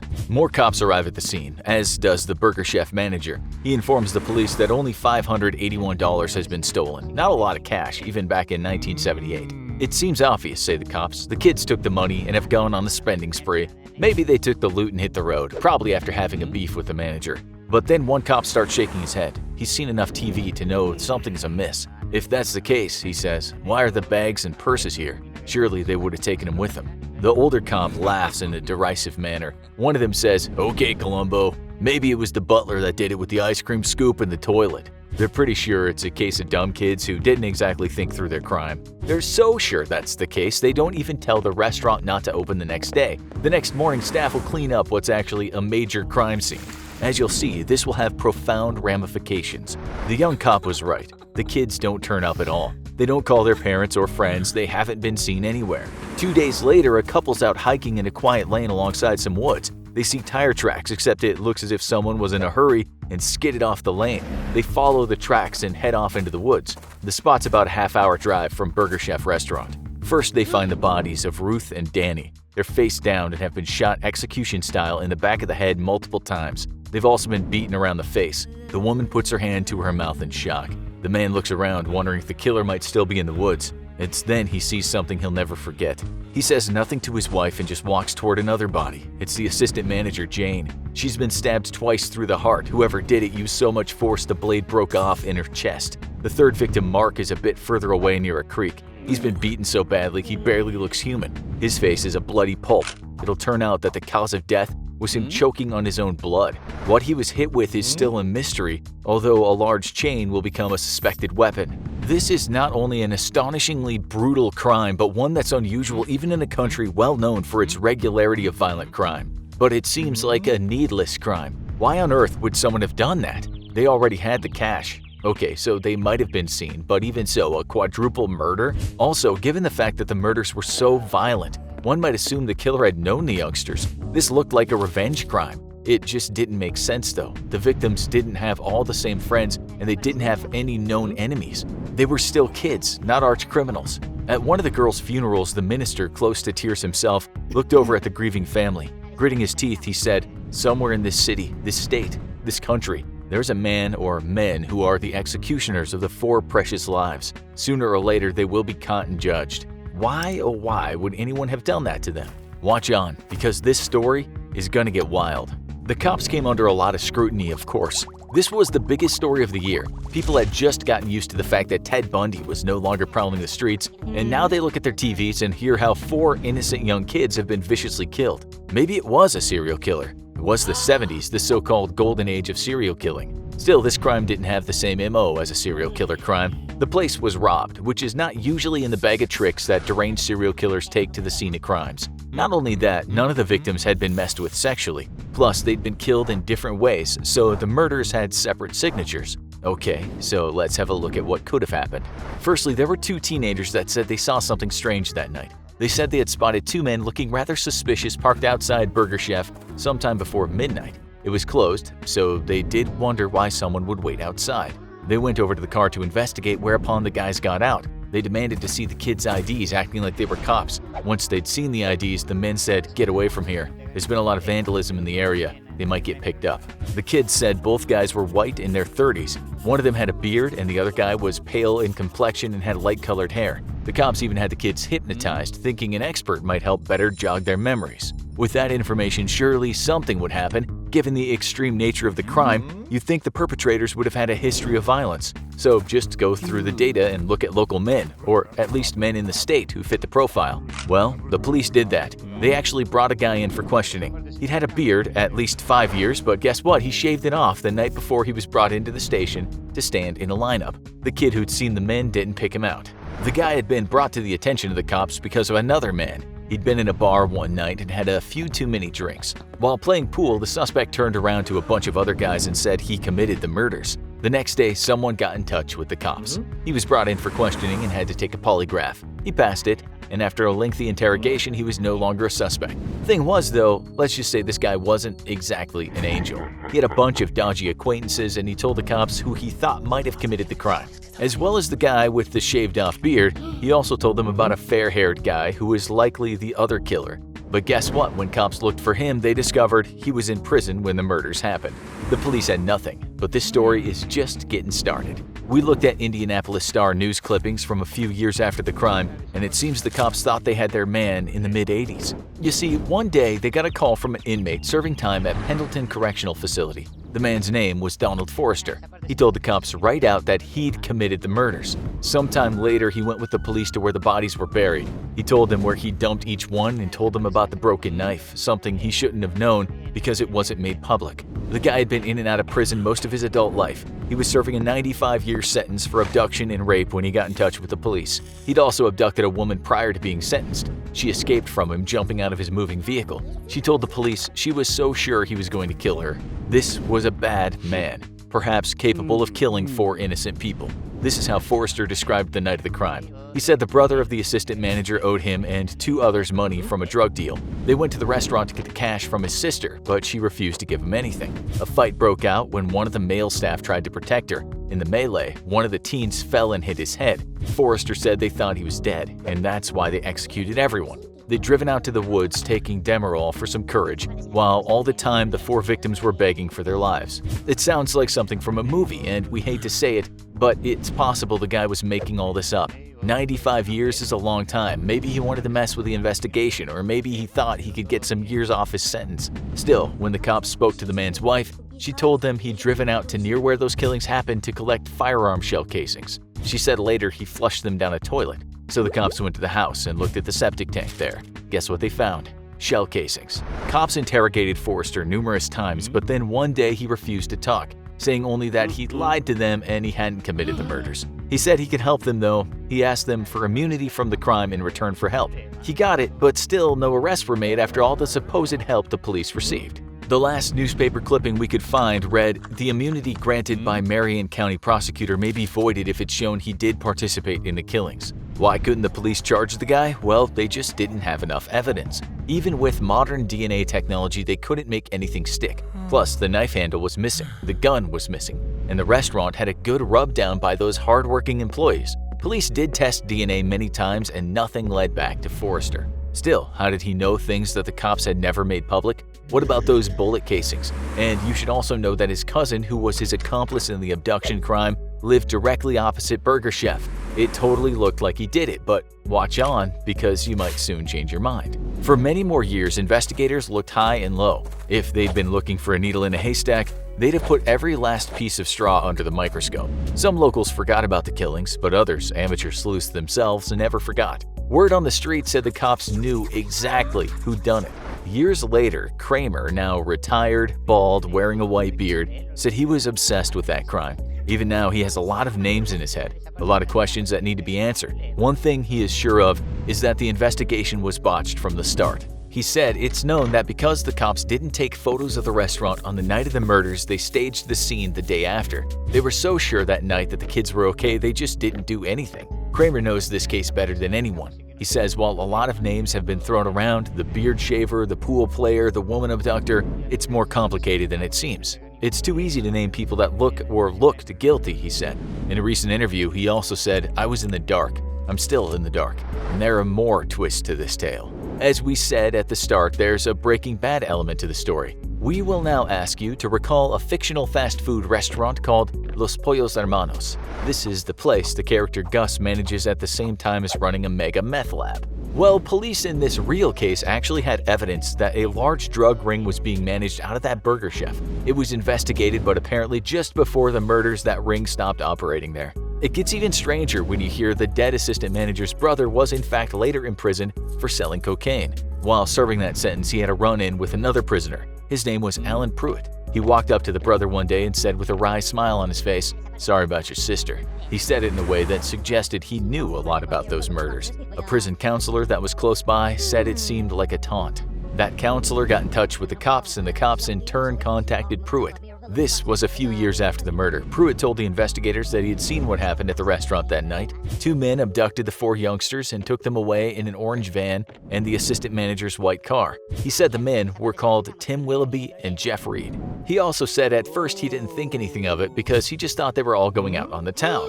But then he saw something that made him change his mind. One of the older guys bashed one of the male teens' heads into the side of the van. He also said this: sometime after the night of the murders, he was playing frisbee close to a Dairy Queen restaurant when he saw that orange van again. 2 guys in the van drove up to him and said, "Do you want to come for a smoke and a drive?" They meant a smoke of weed, of course. This now gets really messed up because he didn't only take them up on the offer, but when he got inside the back of the van, the guys, plus the very stoned girlfriend of Willoughby, all started asking about what he saw that night. As this was happening, the girl named Marianne Higginbotham, out of her mind, started muttering about the murders of the staff at the Burger Chef. She also said the 2 guys in the front did it and they'd kill her if she breathed a word of it to anyone.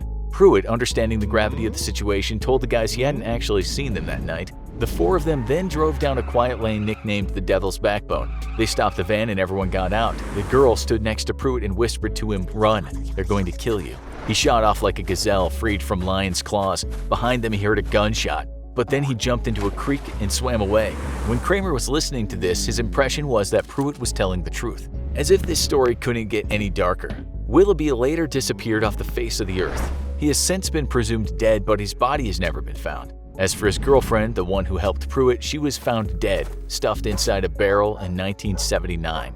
Okay, so if that is the truth, case solved, surely. You should already know this story takes a lot of turns, and it turned out that Pruitt would change his story over the years when talking to Kramer and documentary filmmakers. In one of his last statements, he'd said he definitely saw the van, but he said he didn't see any of the victims. He also said he'd made up that trip out to Devil's Backbone. But why would he do that? Well, he said the cops harassed him and kept harassing him in regard to the crime. In his own words, he said, "They just started bugging me and hounding me and pushing me and pushing me and pushing me. I just got to the point I finally started telling them anything they wanted to hear. If I knew who killed them kids, don't think for a split second that I wouldn't rat him out."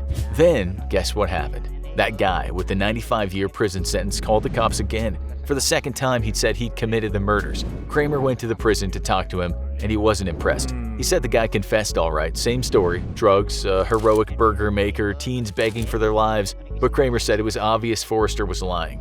And listen to this, even though the guy might have looked guilty, a series of letters he wrote from prison seemed to contradict it. In one letter, he got mad at a relative for telling the cops he likely did it. And in another letter, he thanked the prosecutor for putting him behind bars, telling him that if he hadn't been locked up, it's likely one day he would have killed somebody. In fact, the guy's story didn't add up at all. One of his supposed accomplices that night couldn't have been with him because he was in prison on the night of the murders. The newspapers published his confession and much of the public believed it was him, but the police and the prosecutors understood the evidence and it looked like the guy was a chronic liar. One of the last things Forrester said to Kramer was this: "If you send me back to prison, you'll never solve this." Maybe he thought by helping the cops, he could get released early and that's why he lied. That's what Kramer thinks anyway. We won't ever know because Forrester died in prison in 2006. We now have one question for you to answer. Just close your eyes for a few seconds and imagine young Jane, along with Ruth, Danny, and Mark, finishing up work that night. It's not far from midnight and the streets are quiet. What happens next? A girl of only 14 strides into the factory floor where she's just landed a job painting the dials of watches. The paint contains radium, a glowing substance that's also said to cure all manner of diseases. In between watch dial painting, she and the other girls paint their lips with it, brush it on their cheeks, apply it to their teeth, and paint their fingernails with it. When they return home in the evening, they look like radiant angels. But then the girl starts suffering from terrible migraines. Her teeth ache, and one night she tugs on one of them and it falls right out. And then another comes out and another. Within a week, most of her teeth have fallen out. The skin on her face peels off, she grabs her aching jaw one night and it breaks in her hands, and 2 weeks later, she's dead. Welcome to one of America's worst nightmares, a story so horrifying it will chill you to your bones. In 1898, radium was discovered by Marie Curie and her husband Pierre. At the time, the couple had no understanding of radiation poisoning. Marie would walk around with her pockets full of test tubes containing radioactive isotopes, leaving it all over the lab, remarking how it glowed so wonderfully.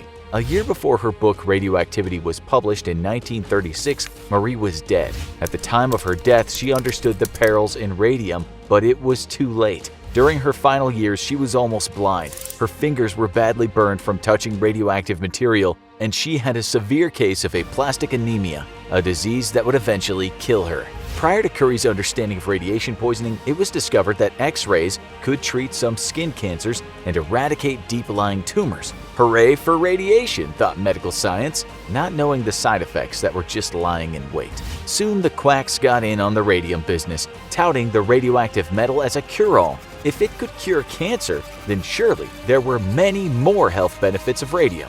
In the early 1920s, people were using Doramad radioactive toothpaste. The antibacterial mush claimed to not only make teeth glow white, but also protect the gums. At around the same time, the American inventor and salesman one William J. A. Bailey created a medicine made partly from radium salt that he called Radithor. You name the disease, it can cure it. Depression, impotence, rheumatic diseases, hypertension, anemia, cough, flu, cancer, in all around 150 diseases according to Bailey, which he called a cure for the living dead and perpetual sunshine. And Bailey had a poster boy for his product, a wealthy American industrialist and socialite named Eben Byers. Byers was an able athlete who began taking Radithor after an injury, but he liked it so he kept taking it. After a few years of daily use, he dropped dead. But this was after his teeth started falling out, and his entire upper jaw and most of his lower jaw had to be removed, and holes started forming in his skull. Even after the death of one of the biggest advocates, radium would still be used for all kinds of treatments for years to come. And those young girls working in the paint factory had also been told that radium was good for them. And it wasn't only used in the US. In fact, while it was an American mineralogist named George Kuntz who patented radioluminescent paint, it was the Europeans who first used it for everyday applications. One researcher said about Switzerland, "There were so many radium painters in the country that it was common to recognize them on the streets, even on the darkest nights, because of the glow around them. Their hair sparkled almost like a halo." But what were people using it for? A lot of things, including signs, theater seat numbers, keyhole locators, house numbers, fish bait, eyes for toy dolls, pretty much anything you can think of where luminescent paint comes in handy. It was a big hit, and so in 1914 the United States Radium Corporation was founded in New York City. The company started mixing radium with zinc sulfide, which made a luminescent paint they called Undark. It was in high demand, especially since there was a war going on in Europe. Reading a watch face in a dark trench at night was all but impossible, and shining a light on it to figure out the time might get you killed. That's where Undark came in. If the watch dials were painted with this luminescent paint, then the soldiers could see the time during the night and keep their heads. It also worked well for instruments on planes. Another company soon got in on the act, but it only painted watch dials, unlike the Radium Corporation that produced many things that used radium. The new kid on the block was called the Radium Dial Company, and it had its headquarters in Ottawa, Illinois. At one point in the 1920s, it employed 1,000 women who made around 4,300 dials each day. It was believed that their smaller hands made it easier to do the job, and some of these women were very young, as little as 11 years old. In order to paint the tiny numbers and indices on the watch faces, they needed an incredibly small brush, and the end needed to be pointed. They were told that the best way to make a sharp point was to put the bristles in their mouth and twirl them on their lips. As we saw, most people at the time thought it provided health benefits, so the girls had no qualms sticking the end of the radium-covered paintbrush in their mouth. The factories assured them that the paint was 100% safe, and when they weren't working they would paint their nails with it, or color their cheeks or their teeth, which would give them a radiant glow they found funny and attractive. Other women were paying good money for radium face cream or toothpaste, and they were getting it for free. A real job perk. Business was good. Even after the war, luminous watches and clocks were all the rage, and the girls were churning out dials for which they were paid $0.015 per dial, which was a lot of cash for the poor working-class girls. But soon, something mysterious started happening. Girls working at both the Radium Dial Company and the United States Radium Corporation started to fall ill in a horrifying way. Some began to lose weight and didn't have the energy to get out of bed. Next, their teeth came out one by one. Their jaws rotted so much that the lower and top halves just broke. This would later be termed radium jaw, which means necrosis of the jaw, and it was a sight to see. This was happening because the body treats the radium as if it were calcium, and so the radium was deposited in the bone marrow. Unlike calcium, it doesn't strengthen bones, but over time degrades them, so much so they become brittle and eventually destroyed. The first death came in 1922, and the victim was named Molly McGee. She had to leave the factory after she came down with something that had perplexed doctors. She went to the dentist first, where after complaining of a toothache, the dentist pulled 2 teeth, which seemed to come out with ease. What shocked him more though were the ulcers all over her mouth, which were bright red and oozing pus. Molly went back to the doctor and told him she ached all over, after which he told her she had rheumatism and handed her some aspirin. He also noticed that her breath smelled horrible, as if her mouth was rotting away. She returned to the dentist and he was horrified to see her teeth coming out with the slightest touch. His shock turned to horror when he prodded her jaw and it broke in his fingers. A few days later, and her entire lower jaw was gone. Her mouth soon filled with blood, the result of an unstoppable hemorrhage, and she died. The cause of death? Well, the death certificate said syphilis, but by 1924, 9 more Radium girls were dead. Another painter, Marguerite Carlo, would die 2 years later, but before she died, she sued the company where she worked, the Waterbury Clock Company in New Jersey. Soon, more girls filed lawsuits, but the problem was many of them would die before they were given justice. The companies, of course, didn't admit their culpability, and instead insisted that the paint was safe and the poor girls must have come down with syphilis, since blaming an STD also tarnished the reputations of the women. Meanwhile, many of the girls were bedridden and dying an agonizing death from radiation poisoning, their bodies essentially falling apart in the worst way imaginable.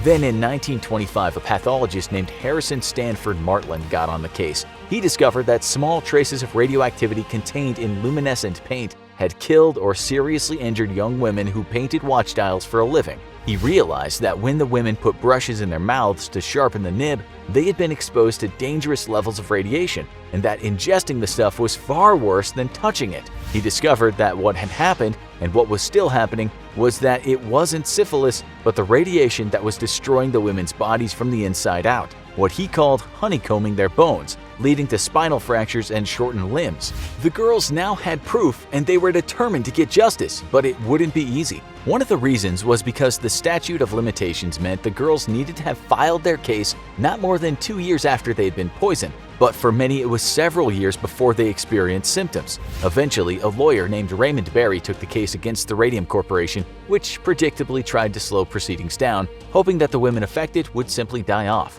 If that sounds bad, it was also discovered that the bosses and scientists at these companies had for some time actually suspected radium of being poisonous. They themselves would only touch it while wearing gloves or using a pair of tongs, while at the same time telling the girls it was safe to put it in their mouths. The girls eventually settled with the Radium Corporation out of court, but the story made the front page news in the US. Now, workers at other factories understood why they had all been falling ill and losing teeth. Moreover, many of them rightly wondered if they were at risk for an early death, a very painful early death. Workers at the Radium Dial Company filed their own lawsuit, after which the company did the predictable thing and lied.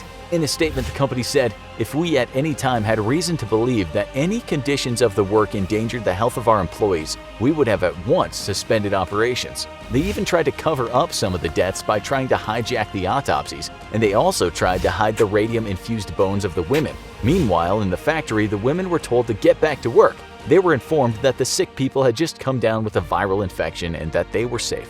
In court, the Radium Dial Company lost, but it appealed and it again lost. In fact, the women had to go through 8 appeals until eventually the company was held responsible and forced to pay compensation. The win is now seen as a giant step for labor rights in the USA, but unfortunately many of the victors in the Radium Girls case lived a life filled with sickness and pain. In total, around 50 girls died of radiation poisoning. Every victim was compensated $10 grand and an extra $600 per year annuity, plus another $12 a week for the rest of their lives. Their legal and medical expenses were also covered until their death. In 2014, the last of the girls who worked in the factories died at 107 years old. She had only lasted a week on the job though, since she was asked to resign after telling the boss she wouldn't put a brush in her mouth.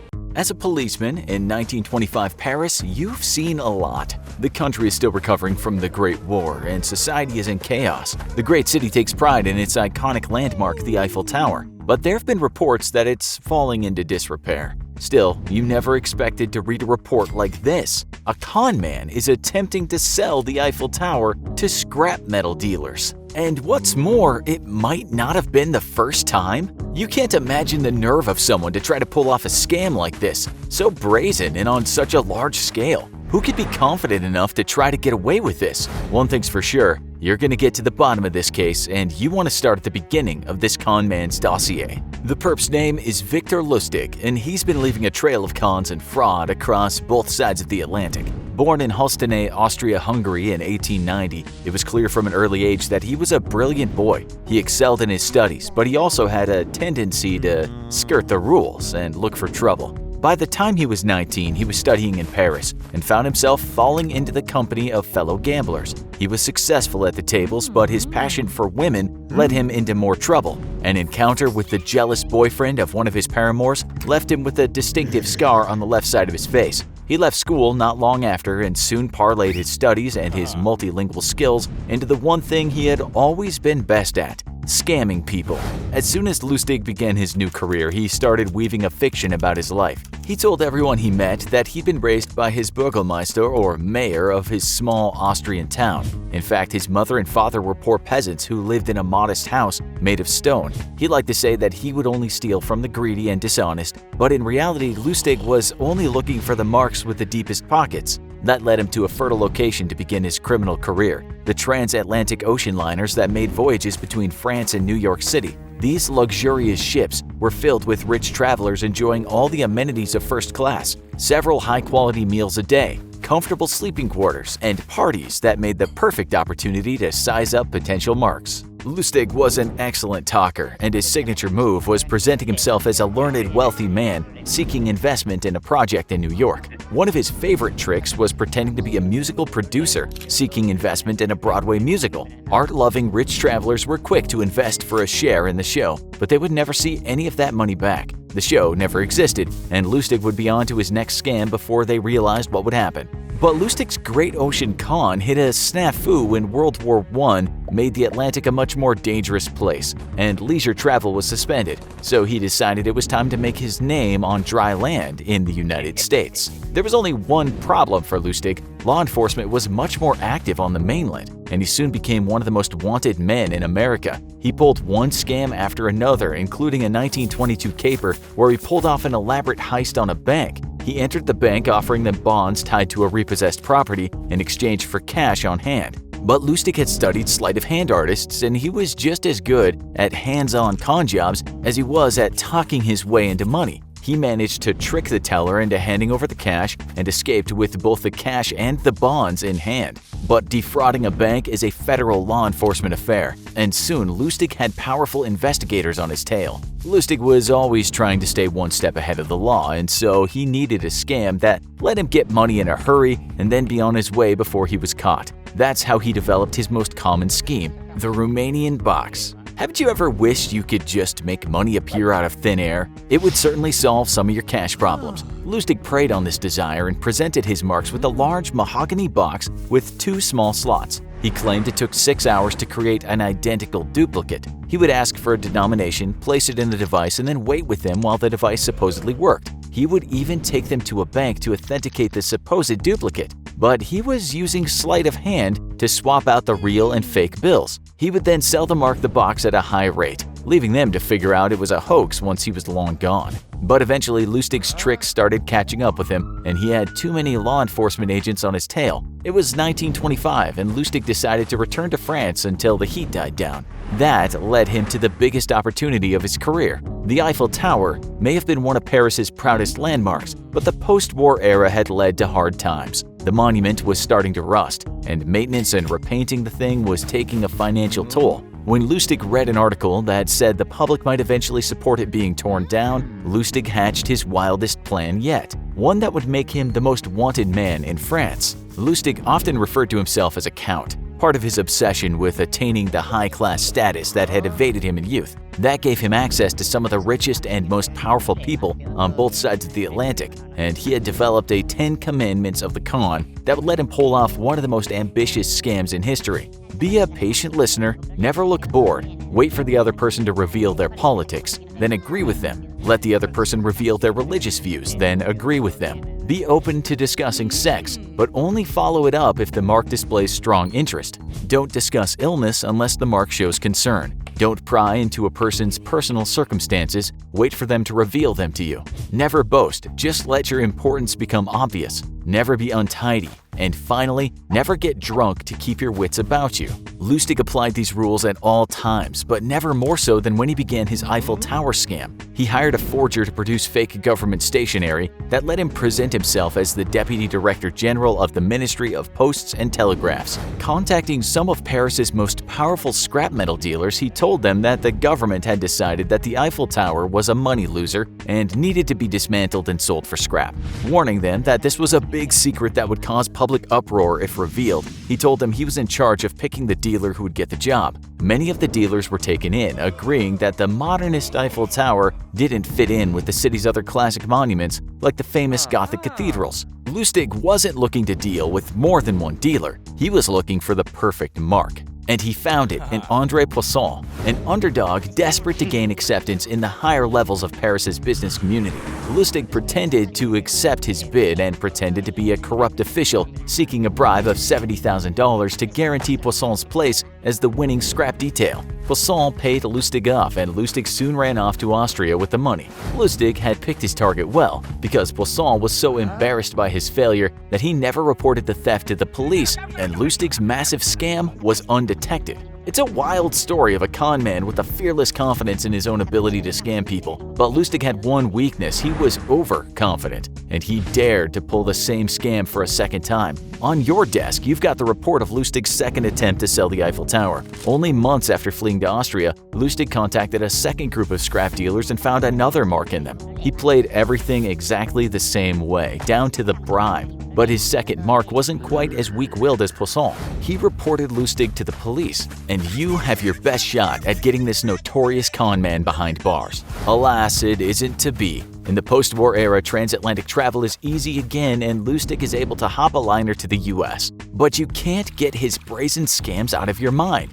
and you make sure to keep up on the exploits of this notorious con man across the pond. He doesn't disappoint as he returns to his old haunts, but the failed Eiffel Tower scam and close call might have unnerved him because it seems like he's becoming more reckless and more arrogant in his targets. Lustig's later exploits in the US continue his most common tricks, but they also pick riskier targets and require more close calls. That brings down more law enforcement attention on him. In 1928, Lustig was invited to the Massachusetts home of a businessman, Thomas Kearns, to discuss an investment. While there, he pulled off a hands-on theft of $16,000 from Kearns' home. Sure enough, Kearns called the police and Lustig was on the run again.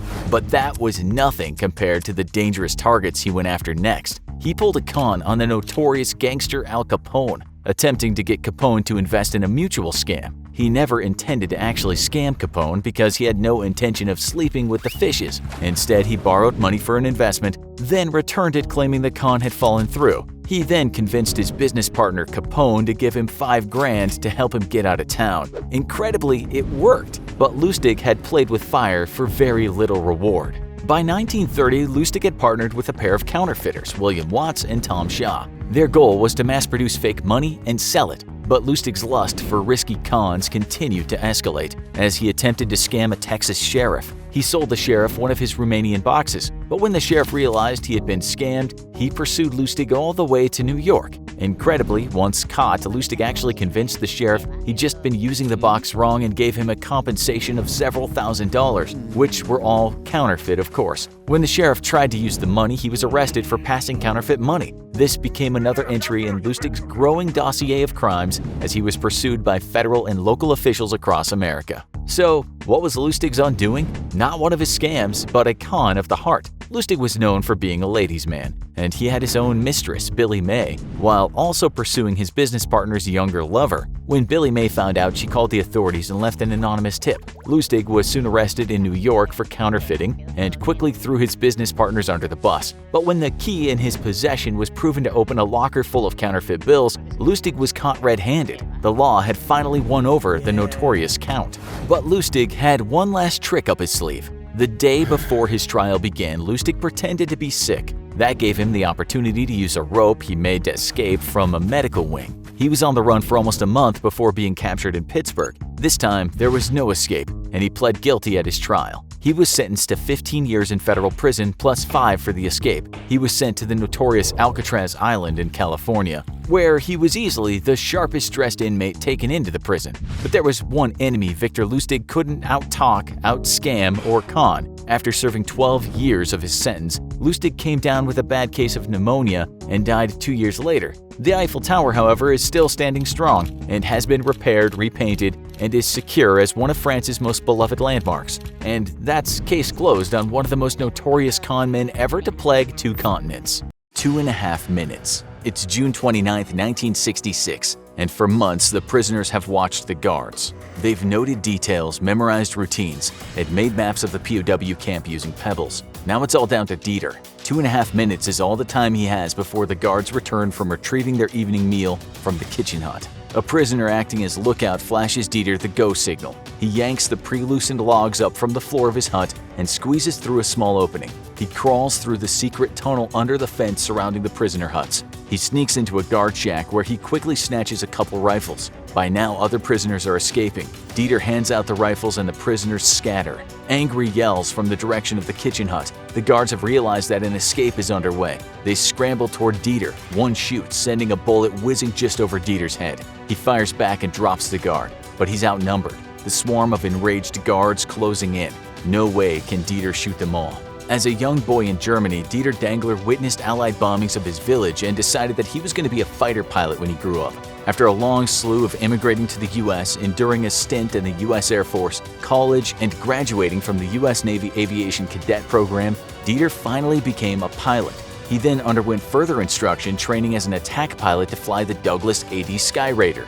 After training, Dieter was stationed aboard the aircraft carrier USS Ranger off the coast of Vietnam. It was here that he joined an ill-fated secret operation that would result in him becoming a POW. On February 1, 1966, just after 9 a.m., 4 Skyraiders take off from the USS Ranger. They fly in formation at 10,000 feet on a classified mission to bomb targets in North Vietnam. When Dieter reaches the target, an anti-aircraft battery, he drops ordnance. The air defense system fires back, blasting the right wing of his plane with a 75mm shell. A second shell hits his engine. It sputters and dies. "Mayday! Mayday!" Dieter shouts into his radio as he begins to fall out of the sky. He makes a split-second decision not to parachute, worrying that he'll be an easy target for hostiles to shoot down. Thankfully, Dieter is able to guide his damaged plane toward a clearing in the jungle. As he plummets, he tosses flight charts, authenticator codes, and other classified material out of the cockpit so they won't be found. The plane hits a couple of trees and breaks apart. Dieter tumbles about the cockpit as the fuselage cartwheels several times. His helmet is yanked from his head, and a large piece of broken glass from the windscreen slams into his skull. Dieter wakes up in his cockpit about 100 feet from the rest of his wreckage. His head's bleeding, he has a concussion, he's banged up, and a huge purple bruise is blooming on his left knee. However, he still has on his survival vest and waist pack. Dieter starts to crawl. The crash made a thunderous racket. He knows he has to get away before anyone shows up. Eventually, he gets to his feet. He stumbles through the jungle until he's maybe half a mile from the crash site. Dieter then inspects his wounds. He bandages his knee and cleans his bleeding head as best he can, removing a large shard of glass. He inspects his compass and considers heading west towards Thailand, which is a US ally, but then again, that's what the enemy would expect him to do. Dieter decides to go north toward the Mekong River, which he estimates is some 30 miles away. If he isn't rescued after a few days, he'll head toward Thailand. For the next several hours, Dieter wanders through the jungle evading other humans. At night, he tries to bunk down in his sleeping bag but hardly gets any rest as he's attacked by countless mosquitoes and other insects. The next day, Dieter tries to signal planes flying overhead, but they don't see him. Dieter continues his march through the jungle but makes a huge error. He ignores the traditional survival advice to avoid trails and watering holes because that's where he'd be most likely to run into other humans. Exhausted from hacking through the brush, Dieter walks on an established path. Unfortunately, he runs right into some Pathet Lao troops, pro-communist Laotians. They immediately take him hostage. They tie Dieter's hands with rope and search him, taking his watch, compass, and going through his rucksack. He chatters at them in German, hoping to convince them that he's German, not a US soldier, but they just seem confused. That night, the guards drive big stakes into the ground and spread eagle Dieter between them. Tied up, Dieter can't even prevent leeches crawling up his legs. The next few days are a blur. Dieter is marched through the jungle at a punishing pace and tied up every night. His guards feed him poorly cooked sticky rice and he drinks unfiltered river water. Eventually, Dieter's original captors hand him off to a guerrilla group, and he ends up in a village where a province chief speaks fluent French. Dieter speaks some French and is glad to be able to communicate. The chief spends hours talking to Dieter about the places he's visited in Europe. He makes sure that Dieter is treated well. For the first time in about a week, Dieter gets a full meal. He's allowed to bathe, and his various injuries are treated. At night, he's allowed to sleep on a mat without being tied up. But then the chief demands that Dieter sign a document stating that the US is deliberately bombing women and children, and although Dieter disagrees with the policy, he's forced to fly these missions by the US government. When Dieter refuses to sign, the chief turns him over to some guards. They beat Dieter until he blacks out. Dieter is revived when the guards splash water on him. They tie him to a water buffalo and whip it into a trot. Dieter is dragged throughout the village, much to the merriment of the crowd. His clothes and skin shred. Dieter's given a second chance to sign the document condemning the US's actions, but still refuses. At dawn, the guerrillas leave, taking Dieter with them. Again, Dieter spends a long day marching through the jungle. At night, Dieter manages to escape and hides on a hilltop, but as the sun rises, Dieter becomes extremely thirsty. He cuts up a succulent and tries drinking its liquid, but the plant is poisonous. Dieter's cheeks go numb and his throat swells shut. Desperate, Dieter stumbles down the cliff, drinking at a watering hole when the Pathet Lao catch him. Angry that he escaped, the guerrillas torture him. They twist his arms and hang him upside down from a tree. They beat him. They smear honey on Dieter's face and position a nest of black stinging ants under him. Dieter drifts in and out of consciousness. At night, Dieter's lowered into a small cave full of water. He spends the night numb, shivering in the cold. The guerrillas hand Dieter over to some North Vietnamese soldiers who march him to a POW camp. It's February 14th, and it's only been 14 days since Dieter crashed. The primitive POW camp is run by a different group of Pathet Lao. The guards imprison Dieter in a tiny, rickety prisoner hut filled with spiders' nests. The hut is dark and hot. Lights get in through cracks and a few slats in the door. After the guards leave, prisoners in the hut next door whisper to Dieter. There are 6 other prisoners: pilot Dwayne Martin, aircrew Jean de Bruin, Chinese radio operator Tu Yik Chu, nicknamed YC, and 3 Thai cargo shippers, Prasit Thani, Prasit Pramsuan, and Pisidi Indradat. Dieter is stunned to learn that 2 of the prisoners had been imprisoned for over 2 years. Some of the POWs have tried to escape before but were recaptured and severely punished. Dieter tells them that he's going to escape as soon as possible, but the others advise Dieter to wait for the monsoon season, which generally starts in May. He'll be harder to track in the rain and fresh water will be easier to come by.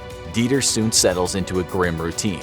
Days are spent mainly in the fetid huts. Prisoners are briefly let out to use the latrine and have a little fresh air. Periodically, the guards take a prisoner to the North Vietnamese soldiers for interrogation. Prasit Thani, who speaks Laotian, Vietnamese, and English, acts as a translator.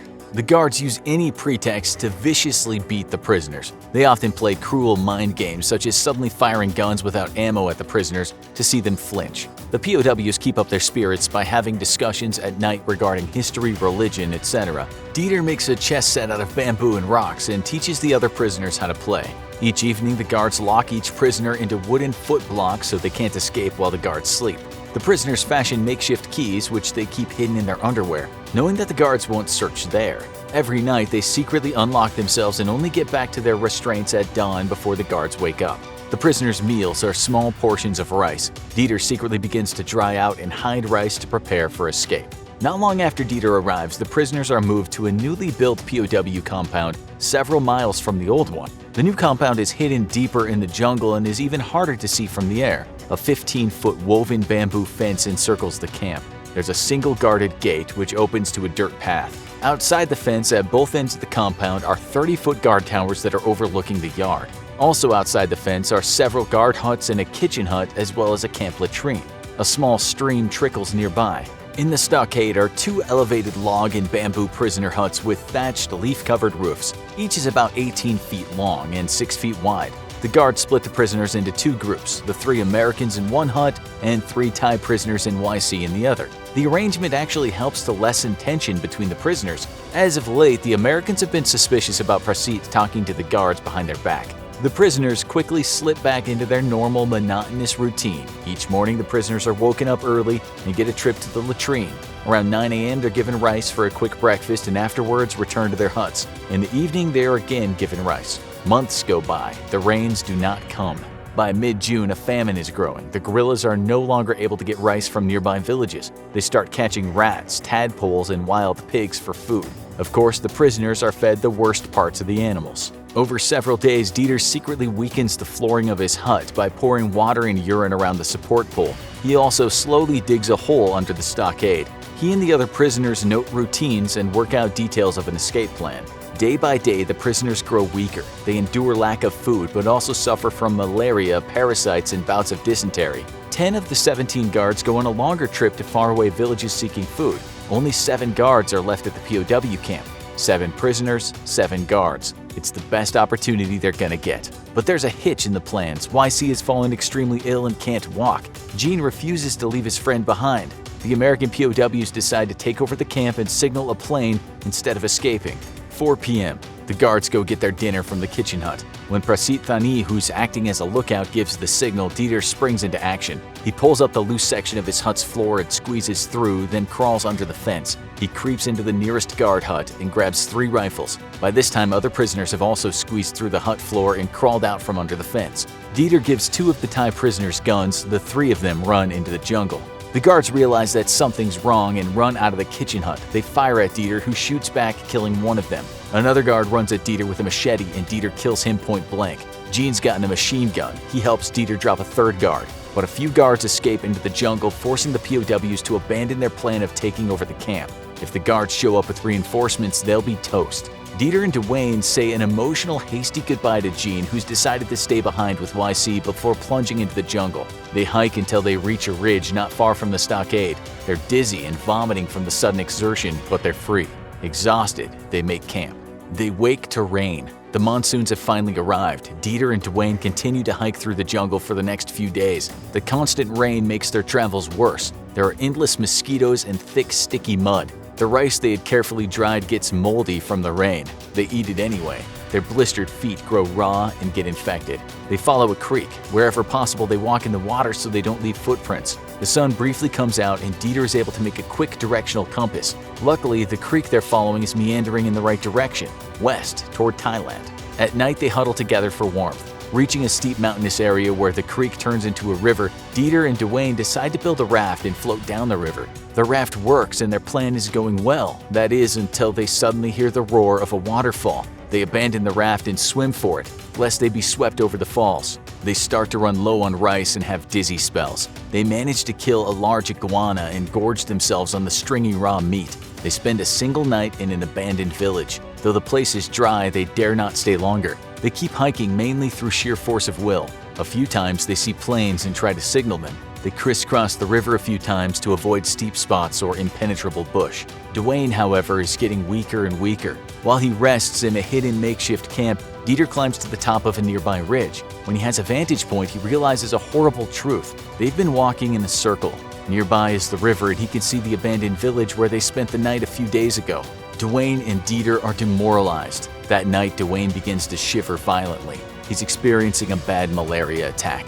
While Dwayne tries to rest, Dieter takes apart some of the ammo from his rifle and manages to build a fire. He signals a helicopter and it seems to circle before flying away. Dieter's elated. Someone will be back to rescue them shortly, but the helicopter never returns. Sick and starving, Dwayne and Dieter cautiously approach a nearby village for help, holding out their hands to show they are empty. But a villager brandishing a machete attacks them. He decapitates Dwayne. Horrified, Dieter manages to escape and hide in the jungle. The villagers spend a few hours hunting him before most of them give up. Dieter goes to the abandoned village and sets it on fire. He doesn't care if it alerts the Pathet Lao or the villagers, he just wants a plane to see. The pilot of a C-10 does see it and curiously circles, but Dieter realizes they have no way to know that an American set the blaze. The plane drops some aerial flares and something attached to a small white parachute. Dieter finds the parachute canopy, but not what was attached to it. On a hill near the burnt-out village, Dieter uses the parachute to make an SOS. The next day, a troop of Pathet Lao track Dieter via his footprints. Dieter follows them unseen at a safe distance. He's able to glean a little food from the campsite where they stop for lunch. Dizzy, Dieter hunkers down in some bushes and sleeps. The next morning, Dieter has trouble walking and fades in and out of consciousness. A black bear begins to follow Dieter, not attacking, but just waiting. Dieter crosses the river to evade the bear and sees a snake sunning itself on a rock. Without wondering if it's poisonous, Dieter catches the snake. Holding it taut between his 2 hands, he bites into it while it's still alive. Dieter's digesting his meal and falling asleep in the sun when he hears the sound of a sky raider flying low. He leaps up and waves some cloth. The plane circles and the pilot sees Dieter's SOS sign. It's July 20th, 1966. Dieter has been missing nearly 6 months. He's rescued just about 100 miles from where he originally crashed. Dieter has 2 types of malaria: intestinal worms, fungus, jaundice, and hepatitis. He's incredibly malnourished and weighs only 98 pounds. Eventually, after over 2 months in the hospital, Dieter makes a full recovery. It takes him much longer to stop having flashback nightmares about the prison camp. Sadly, out of the 7 prisoners, only Dieter and 1 other are definitively known to have survived. Once in the jungle, Prishadi splits from the Prasits. 32 days of wandering through the jungle later, due to hunger, Prishadi faints on a road. He wakes up in captivity. A Lao villager finds him while he was unconscious. Prishadi ends up in Bandit in prison, which is later raided by the US on January 7, 1967. In fact, it's the only successful rescue of POWs during the Vietnam War. The 2 Prasits are never heard from again. Neither are Jean and YC. However, in the spring of 1971, there's a CIA report with testimony from villagers claiming that Jean was again captured and sent to a camp where he was interrogated by English-speaking high-level North Vietnamese army generals. Jean was last seen in January 1968, nearly 2 years after the escape. Upper-level CIA are skeptical of the report, but Jean's brother travels to Laos in 1972 seeking further information. Unfortunately, his trip isn't successful. Dieter's rescue is kept secret until he's fully debriefed, and it's understood that he never signed any confessions. He receives the Navy Cross, one of America's highest military honors. Once word gets out, Dieter is a national hero. He's surprised by all the attention he receives, and he thinks anyone would have tried that hard to return home. It can't be true, Kateri Fogelman remembers thinking on the day her husband showed her the surveillance footage of the bank robber who'd been terrorizing the area for months. Both Kateri and her husband recognized the robber. Kateri had been raised in a law enforcement family, and she believed in law and order. She knew she had to do the right thing and turn in the culprit, but it wasn't that simple. Her own father was the Snowbird Bandit, the cop that robbed banks. After screaming into a towel so her kids wouldn't hear her and falling to her knees in shock, Kateri pulled herself together, and she, her husband, and her mother headed to the local sheriff's station to turn in her father, Randy Adair, a retired LAPD detective, for bank robbery. Although she knew it was the right thing to do, Kateri couldn't help but feel overwhelmed. So much so that she fainted outside the station before going in to make her statement. The robber, who had hit 5 banks between March and July of 2015 and made away with nearly $10,000, had been dubbed the Snowbird Bandit by law enforcement because of his age and white hair. But no one had suspected that the Snowbird Bandit was a former cop.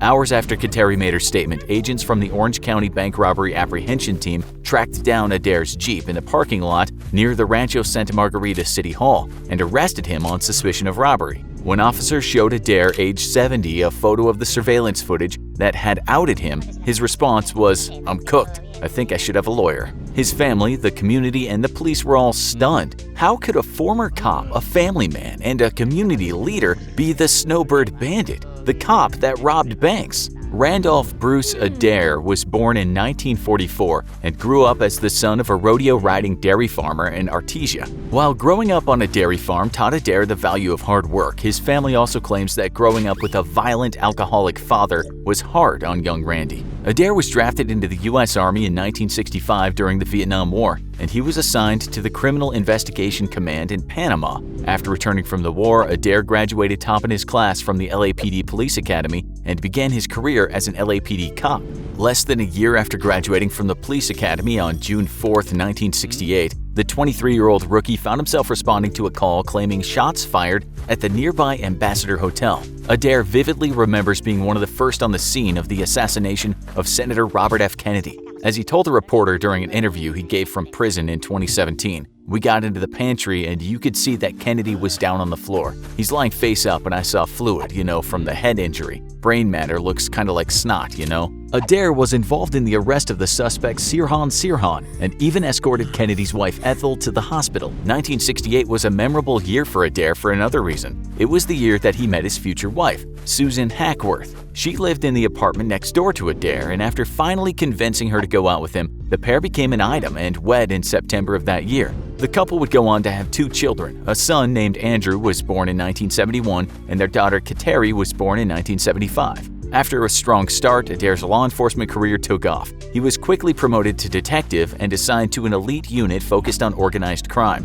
One of the main jobs of this unit was catching bank robbers, which was a huge problem in the 60s. Adair's first bank robbery call came in on March 24, 1969. A silent alarm had been triggered at the United California Bank in Mid-City, and Adair and his team arrived just as the robber was attempting to make off with his stash. Upon seeing the cops, the robber ran back into the building, and officers found him hiding in a second-floor bathroom. After arresting Robert Lee White, officers learned that they had captured the Wilshire Bandit, who had not only hit 9 banks in the area, but was also wanted as the Blue Blazer Bandit in Fort Worth, Texas. In 1971, Adair was the first on the scene of a fire at a low-income housing development. With no sign of the fire department and smoke quickly filling the building, Adair didn't think twice before he ran inside and began getting the residents out to safety, carrying those who were too sick or too intoxicated to get out themselves. Adair went back into the building at least 7 times to rescue 25 to 30 people that night, and was awarded a Class A commendation for bravery for his heroic efforts.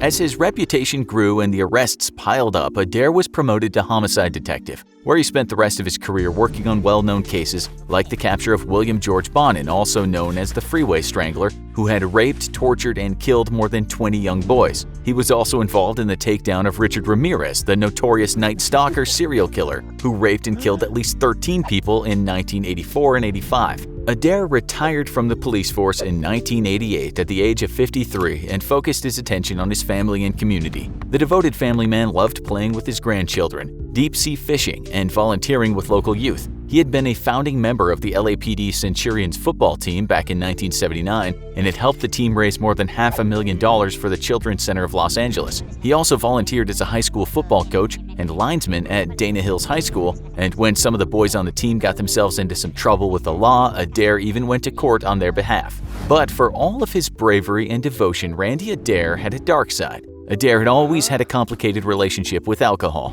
He began drinking heavily after he was drafted to the Army, and even in the hard-drinking cop culture of the 60s and 70s, he was known as an especially heavy drinker. He joined AA in 1973 and got sober for the first time before his daughter Kateri was born. But between the strain of the horrific homicides he had witnessed over his career and the medical bills piling up from his wife Susan's cancer treatment and his own health issues, sobriety proved elusive for Adair. He'd started drinking again in 1983, and things quickly got out of control. At his lowest point, he was living in an abandoned car near the harbor and didn't care if he lived or died. His wife Susan recalls one time when he phoned her and told her this was goodbye. He was holding a loaded gun and saying, "I'm ending it because I can't handle it anymore. Things are too horrible." Thankfully, Susan was able to talk him down, and Adair got sober again in 1996, which saved their marriage. But by then, his drinking and declining health had made it impossible for him to work as a private investigator, and he and Susan had lost their home to medical bills. They declared bankruptcy in 2000 and were living on the fixed income from his $2,800 monthly LAPD pension.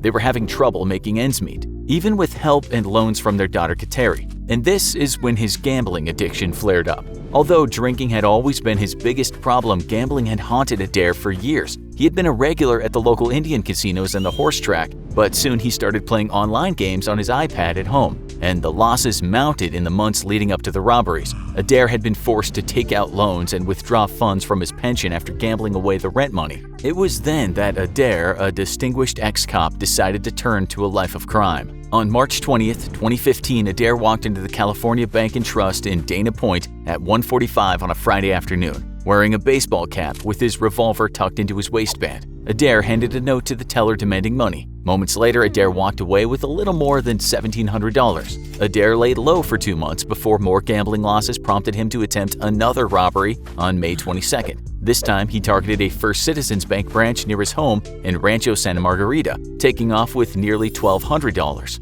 On June 11th, the day after his daughter Kateri's 40th birthday, the Snowbird Bandit struck again, and this time making off with $944 from a Wells Fargo bank in Mission Viejo. On July 6th, he made his biggest score yet, taking $3,600 from a U.S. bank branch in Ladera Ranch. Adair promised himself that this would be his last robbery, but by mid-July he was short on cash again and worried about making rent. On July 21st, Adair returned to the same First Citizens branch in Rancho Santa Margarita that he had robbed in May, this time making off with $1,600. Adair, who lived just a few blocks away and didn't wear a disguise, was clearly caught on camera this time, and the photo of the Snowbird Bandit that was released to the public the next day was what led to his downfall. Over a period of just 5 months, from March to July 2015, Adair perpetrated 5 robberies and stole just over $9,000 in total before he was turned in by his family. The morning after his final robbery, as his wife and daughter were giving their statement to the police, Adair was at the racetrack hoping to increase his latest take on the horse races.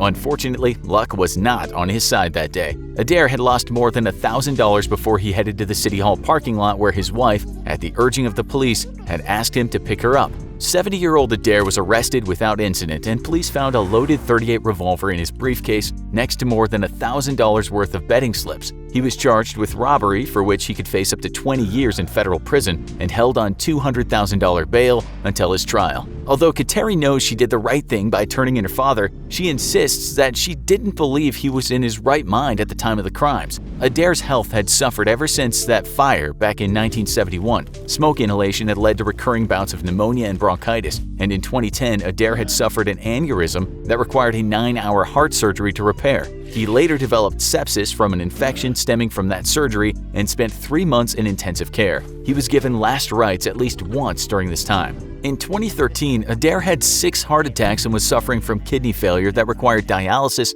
4 times a week. Kateri says his doctors called him a walking dead man and that they suspected that he had suffered severe brain damage. Kateri herself had noticed over the last few years that her father's mind seemed to be going, and she feels strongly that this contributed to his out-of-character decision to commit the robberies. In court, Adair pled guilty to 1 count of bank robbery and 1 count of brandishing a weapon for the May 22nd robbery in Rancho Santa Margarita. As part of his plea deal, another 6 charges stemming from the other 4 robberies were dropped. In the end, the judge took his age, health, and past public service into account when he sentenced Randy Adair to 7 years in prison for the robberies. Adair was taken to the Federal Correctional Institution at Terminal Island, a low-security federal prison in California, to begin serving his sentence. Because he had used a gun in some of his robberies, Adair is considered a violent offender, but inside prison his status as a retired cop makes him an outcast. At his sentencing, Adair told the judge, "I seem to have ruined my life. I'm ashamed I hurt people, innocent people, and I'm prepared to take the consequences for it." In one of the most remote and unforgiving wildernesses in the world, 2 strangers sit huddled in a makeshift tent they've built. The man and the young woman are freezing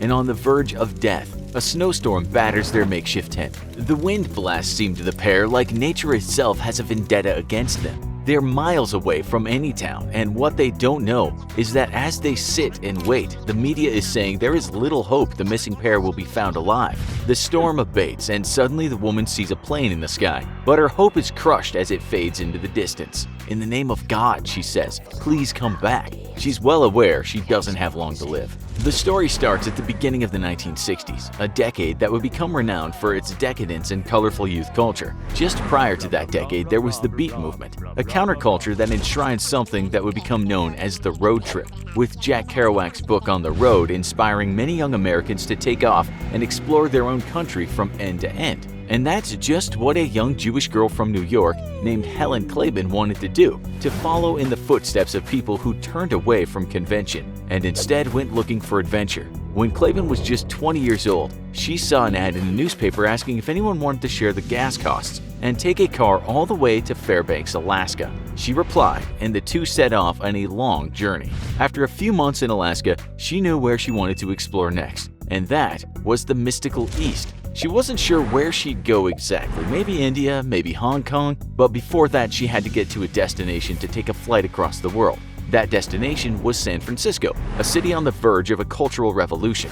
Early in 1963, Klaben met a 41-year-old Mexican-American amateur pilot by the name of Ralph Flores. He was an aircraft mechanic that hailed from California, and he too wanted to get back home and leave Alaska. The pair agreed to share the expenses of the journey, and off they went to their first destination, which was the capital of the Yukon Territory, Whitehorse, the most populated place in that wild part of the world.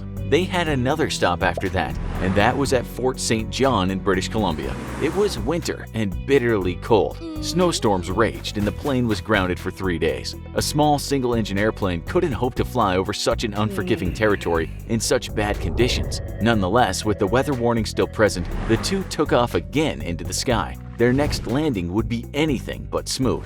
The pair flew for hours in strong winds, the plane being tossed around like a dandelion seed in a strong breeze. Flores could hardly see anything with the snow blasting against the plane. He and Klaben knew they somehow had to get out of that storm, so Flores attempted to get above the clouds and out of danger. His plan was to come back down and find the Alaska Highway, which would lead him to the airport. That was the thing. He needed the road to get his bearings because, being an amateur, he didn't quite understand the instruments in the aircraft. On top of that, he hadn't even packed emergency supplies on board in case of a crash. There were no real tools, not much in terms of food supplies, nothing to keep someone warm, and not even a gun in case they came up against a rather hungry animal.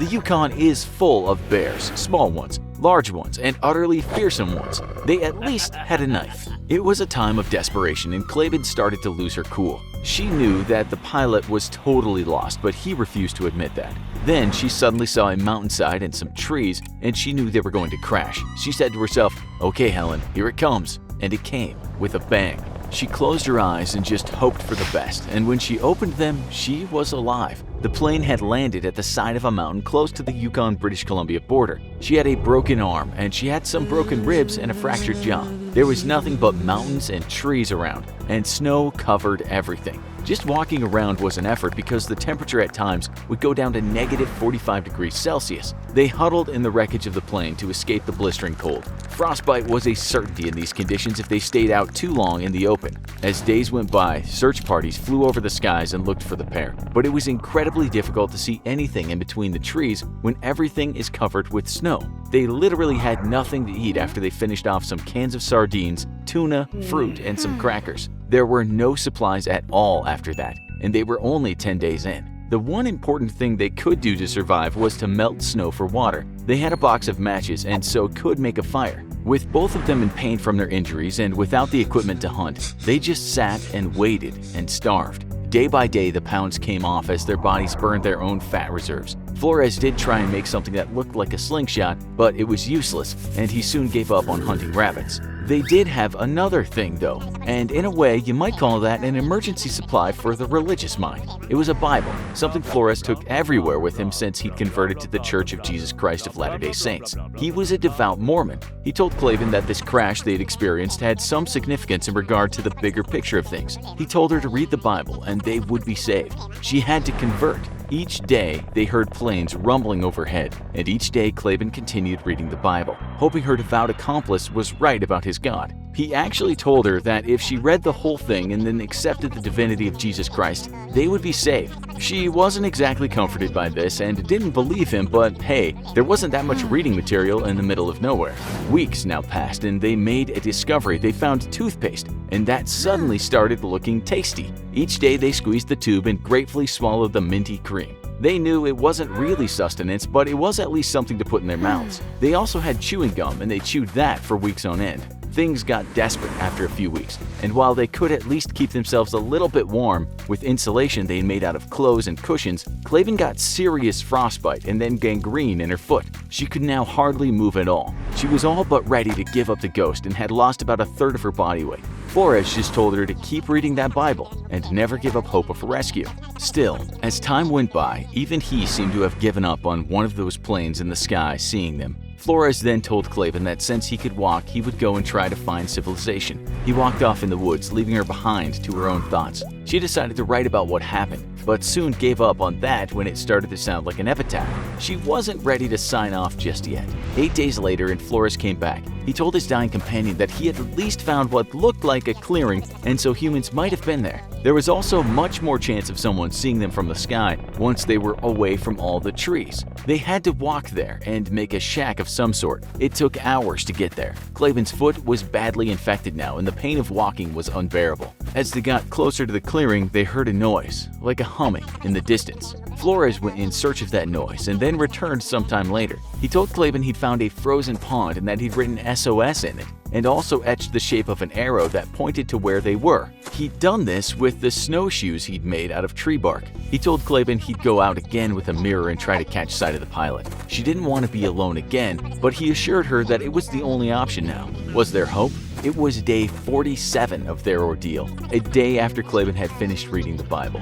And now we introduce you to a man of the wild, one Charles Chuck Hamilton. In March that year, as those two were freezing and starving to death, he was out in his plane trying to spot animals to hunt. He had a good eye for that kind of thing. He spotted no moose that day, but he did see SOS written into what looked like a frozen pond. He didn't immediately think about the missing plane. That had been weeks ago, and it wasn't something that was still on his mind. In fact, he and his passenger thought that the remark must have been left by a trapper, seeing as trappers did sometimes find themselves in difficulty in the wild. At the same time, Klaben had seen the plane in the sky. She made a fire and frantically threw green pine on it. Black smoke gushed into the sky. Surely, someone would see that. She was now in tears, full of desperate joy, ignoring the pain in her foot. Flores was out in the woods trying to use the mirror to flash sunlight back at the plane. Hamilton actually had to turn away from the black smoke since it was so thick and heavy, but it was then he saw a man standing with a mirror in his hands. Hamilton found a place to set down the plane near a cabin on an airport lake.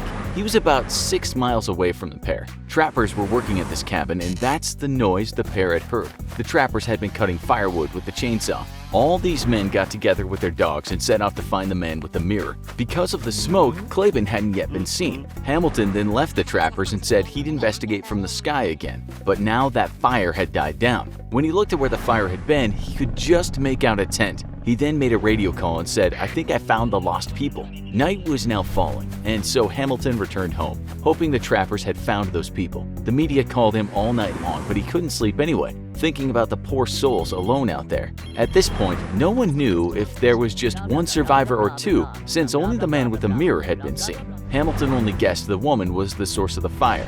The trappers actually did find Flores that night, but Klaben waited the whole night alone at the shelter. It was now pitch black, and the rescue would have to wait until morning. Hamilton actually turned to his wife and said, "What if she's dead when I get there?" He flew off before dawn and landed a couple miles from where that tent was. From there, he walked in, and about 1 hour later, Klaben saw a hulk of a man striding toward her. A man she said was pixie-faced. When he met her, she embraced him and cried and kissed his grizzled cheek. The brave woman said she could walk out even with a terribly infected, frostbitten foot. Hamilton responded to that, saying, "If I can carry a moose out of the woods, I can carry you." It took some time, though, walking on snowshoes with a woman on his back, a frail woman at least, who now only weighed 100 pounds. When Klaben was finally taken to a hospital, the doctor said she wouldn't have lasted one more night. Had they stayed another night, that SOS in the lake would have been covered. They were discovered in the nick of time. When Klaben was well enough, she met with a host of reporters, to whom she acclaimed, "Hey, I'm alive!" She was all good except a few missing toes. Klaben soon went back to Brooklyn, and Flores went home to his family in California. She never did convert and become a Mormon, but she later said the ordeal did make her more spiritual. The experience, she said, helped her to find herself. In an interview, she said most people expect they'd not be able to cope with the crisis, and it was a great experience to find out that I could. Klaben wrote a book about what had happened and never lost her sense of adventure, traveling through many regions of Asia and Europe and the Americas. She died in 2018, aged 76. Flores was also 76 when he passed away in 1997. So we guess these two had one last experience they could share. The now old Chuck Hamilton left the wilds and moved to Victoria, where he lives today with his family. He keeps a token of the event in his basement, a bit of the wreckage with the serial number N5886. Imagine sitting in a prison cell and contemplating life, and how it will be all over quite soon. You're going to be executed by way of hanging, and no doubt you're wondering how that will go. You hope it'll be quick. It's not so much oblivion that scares you, but the fact that hanging might not go exactly as it should, and you'll spend some seconds or even minutes in agonizing pain. It wouldn't be the first time a man has been left dangling with life still in him. One thing you're not considering at all is the possibility of surviving your execution, never mind surviving 3 attempts to execute you. Welcome to the life of John Lee, the criminal they just couldn't kill. Before we get to the momentous moment in history that tainted the image of the British authorities, and before we investigate the theories as to why the job at hand failed, you need to know a bit about hanging in the first place. That way you might better understand how John Lee escaped with his life intact. Prior to the British getting a bit more humane about this method of execution, it was quite brutal, albeit likely a better way to go than past forms of execution such as being burned or boiled or torn apart at the limbs. Hanging in the old days might have involved climbing onto something and then having your neck put inside a noose. Then the object is taken from under the person and they die from strangulation. In the 19th century, scientists aired their views and said dislocating the neck was a more humane way to kill someone than strangulation on a rope. In 1866, the idea was proposed to drop the person from a certain height to ensure this quick snap and ensuing death. This method was called a standard drop. At the time, a scientist named Samuel Houghton said the height of the drop to secure a fast death should be between 4 and 6 feet. That way, there would be no dangling and terrible discomfort. The standard drop was soon seen as backwards due to the fact that it didn't take into account a person's height and weight. In 1872, a new method was introduced that was called the long drop. The person was connected to a noose and stood on a scaffold which had a trap door. When the door was opened, down fell the body. The authorities had to calculate the proportions of the person's body so that the neck would snap and kill the person quickly, but not drop the person so much that he or she would be decapitated. This can and has happened, and while death is death, losing the head was not something anyone wanted to see. So that's where we were around the time a Mr. John Lee is going to go to the scaffold. On November 15, 1884, he murdered a woman named Emma Ann Whitehead Keyes. This happened in a small village called Babbacombe, which is in Devon in the south of England. Lee was arrested but always protested that he was innocent of the crime. But there was some evidence to the contrary, including a knife wound that he had incurred during the murder. The woman had been killed with a knife. Prior to her downfall, Keyes had lived alone with her servants and cooks, and Lee had once worked there too. He left that job, joined the Navy, returned to Devon, and was arrested for stealing. After his release from prison, he returned to the manor and worked for Keyes again. It was perhaps a bad move on her part to take him back in. When she was found dead, there had only been one person in the house at the time, and that was Lee. Then there was the cut on his arm, which pointed at his guilt. Besides that, there wasn't really anything else the police had on him, and in 1884, there was no CSI Devon. Maybe it wasn't him who had committed the murder, and he certainly thought he'd been falsely convicted. He once said, "The reason I'm so calm is that I trust in the Lord, and he knows I'm innocent." He was sentenced to be hanged at Exeter Prison on the 23rd of February, 1884. On the day of the event, the executioner, named James Barry, went through the checks. Scaffold, all good. Noose, correctly tied. Trap door, working fine. What could possibly go wrong? All we know is that Lee was taken to the scaffold and his head was fastened to the noose. A white hood was put over his head, and when the signal was given, the trap door didn't open. They tried again, and then again. And you can only imagine what was going through Lee's mind after each time he gritted his teeth and prepared for the great unknown. This was a total embarrassment for anyone involved, and the medical officer said enough is enough. He said he can't hang around any longer after those failures. Lee was unfastened from the noose the last time and was taken back to prison. But what actually went wrong, since the entire apparatus had been tested? Well, the executioner wrote about the experience as well as some other 130-plus executions in a book called My Experiences as an Executioner. He admitted in that book that the science didn't always work, and some men died too slowly or lost their heads. But Lee's case was extraordinary. These are two excerpts from that book. 1. On the Saturday, I examined this drop and reported it was much too frail for its purpose, but I worked the lever and found that the doors dropped all right. 2. The noise of the bolt sliding could be plainly heard, but the doors did not fall. I stamped on the drop to shake it loose, and so did some of the warders, but none of our efforts could stir it. Lee stood like a statue, making no sound or sign. Between each attempt, they actually took Lee away. He had the hood removed from his head and was taken to a room. The authorities then tried the trapdoor mechanism again, and it worked fine. Lee was brought back out, fastened in the noose, hood put over his head, and they tried it again. It didn't work, 3 times in all.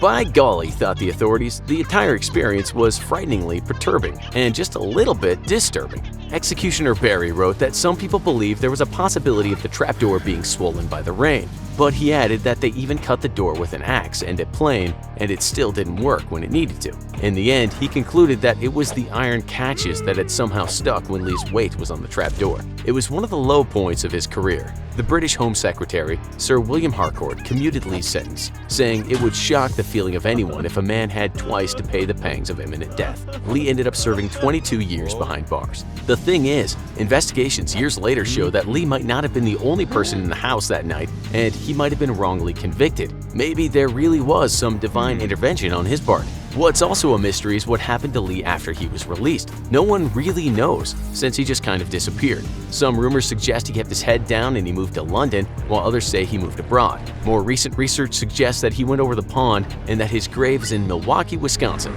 That research asserts that he had abandoned his wife and 2 kids in England and started a new life in the States. It's possible he was buried there in 1945. You've got your story straight. You've spent months prepping to go undercover and infiltrate the Italian-American Mafia. You are no longer named Joseph Pistone, and from now on you'll only answer to a name the crew calls you. You've got a fake driver's license that bears that name, and you've got swagger befitting a gangster. You know how to use that Mafia twang and say, "How you doing?" and forget about it in just the right way. You're going to try and fool some of the most dangerous criminals in the world and bring them down. That will mean seeing some disturbing things, and as you move through this new life, every day could be your last. This is the story of one of the biggest lies the FBI ever told. The story of a man who was once known as Donnie Brasco. Joseph Joe Pistone was the right fit for an undercover cop who would infiltrate an Italian-American crime family. He was part Sicilian, grew up in New Jersey where the Mafia presence was strong, and so he had the background and knew the patois of those gangsters. He looked the part, sounded the part, and when the time came, he was ready to be a wise guy. In fact, a much wiser guy than the wise guys he worked with. His early life didn't consist of petty crime and fighting in the mean streets of New Jersey. He studied hard, attained a degree in anthropology, and later went to work for naval intelligence. It wasn't until 1969, when he was 30 years old, that he started working for the FBI. 5 years later, he was moving to New York when he joined the truck hijacking unit, with hijacking trucks being a big money spinner for the Mafia. Sometimes the truck drivers were in on it too, and took payment and maybe a black eye for a payoff. Hundreds of trucks were getting done over and millions of dollars of items were being stolen. It didn't really matter what the bounty was, it could all be sold on. In 1974, when Pistone joined that unit, the truck hijacking business was bringing in $4.2 million a year. Something had to be done. But it wasn't the truck hijacking that made Pistone a well-regarded name in the FBI. It was when he went undercover for the first time and brought down a vehicle theft ring. 30 people were arrested and the FBI knew they had a man they could use. It was 1976 when Pistone put his hand up and said he was willing to go undercover again, but this time the assignment was about as dangerous as could be. He said he'd infiltrate one of the 5 families that ran New York City's criminal underworld. That was the Bonanno crime family. He spoke Italian fluently, including the street slang of the gangsters. He'd grown up among them and had a Sicilian heritage, and as he proved, he could work well undercover. There wasn't really a better man for the job. He just needed to create a backstory, and that meant everything. From fictional fights he had in high school, and how much he loved his grandmother's pasta con la sarda and mouth-watering cassata siciliana, he had to know names in the Mafia and how the organization worked. He had made up past loves, he had been kicked around the tough streets, and that's how he got into crime. His principal income was jewel thievery, and if you're a jewel thief, you have to know a thing or two about jewels. This was a tricky part of the backstory, and Pistone had to spend some time studying gemology. He passed with bright flying colors. His name was erased. He was expunged from history. There was no Joe Pistone now, only Donnie Brasco, the jewel thief. It was intended that he'd stay this way for 6 months, but as you'll see, things didn't quite work out that way. One day, this man named Donnie turned up in Little Italy. He frequented restaurants and hung out in bars. He always seemed to have a lot of cash on him.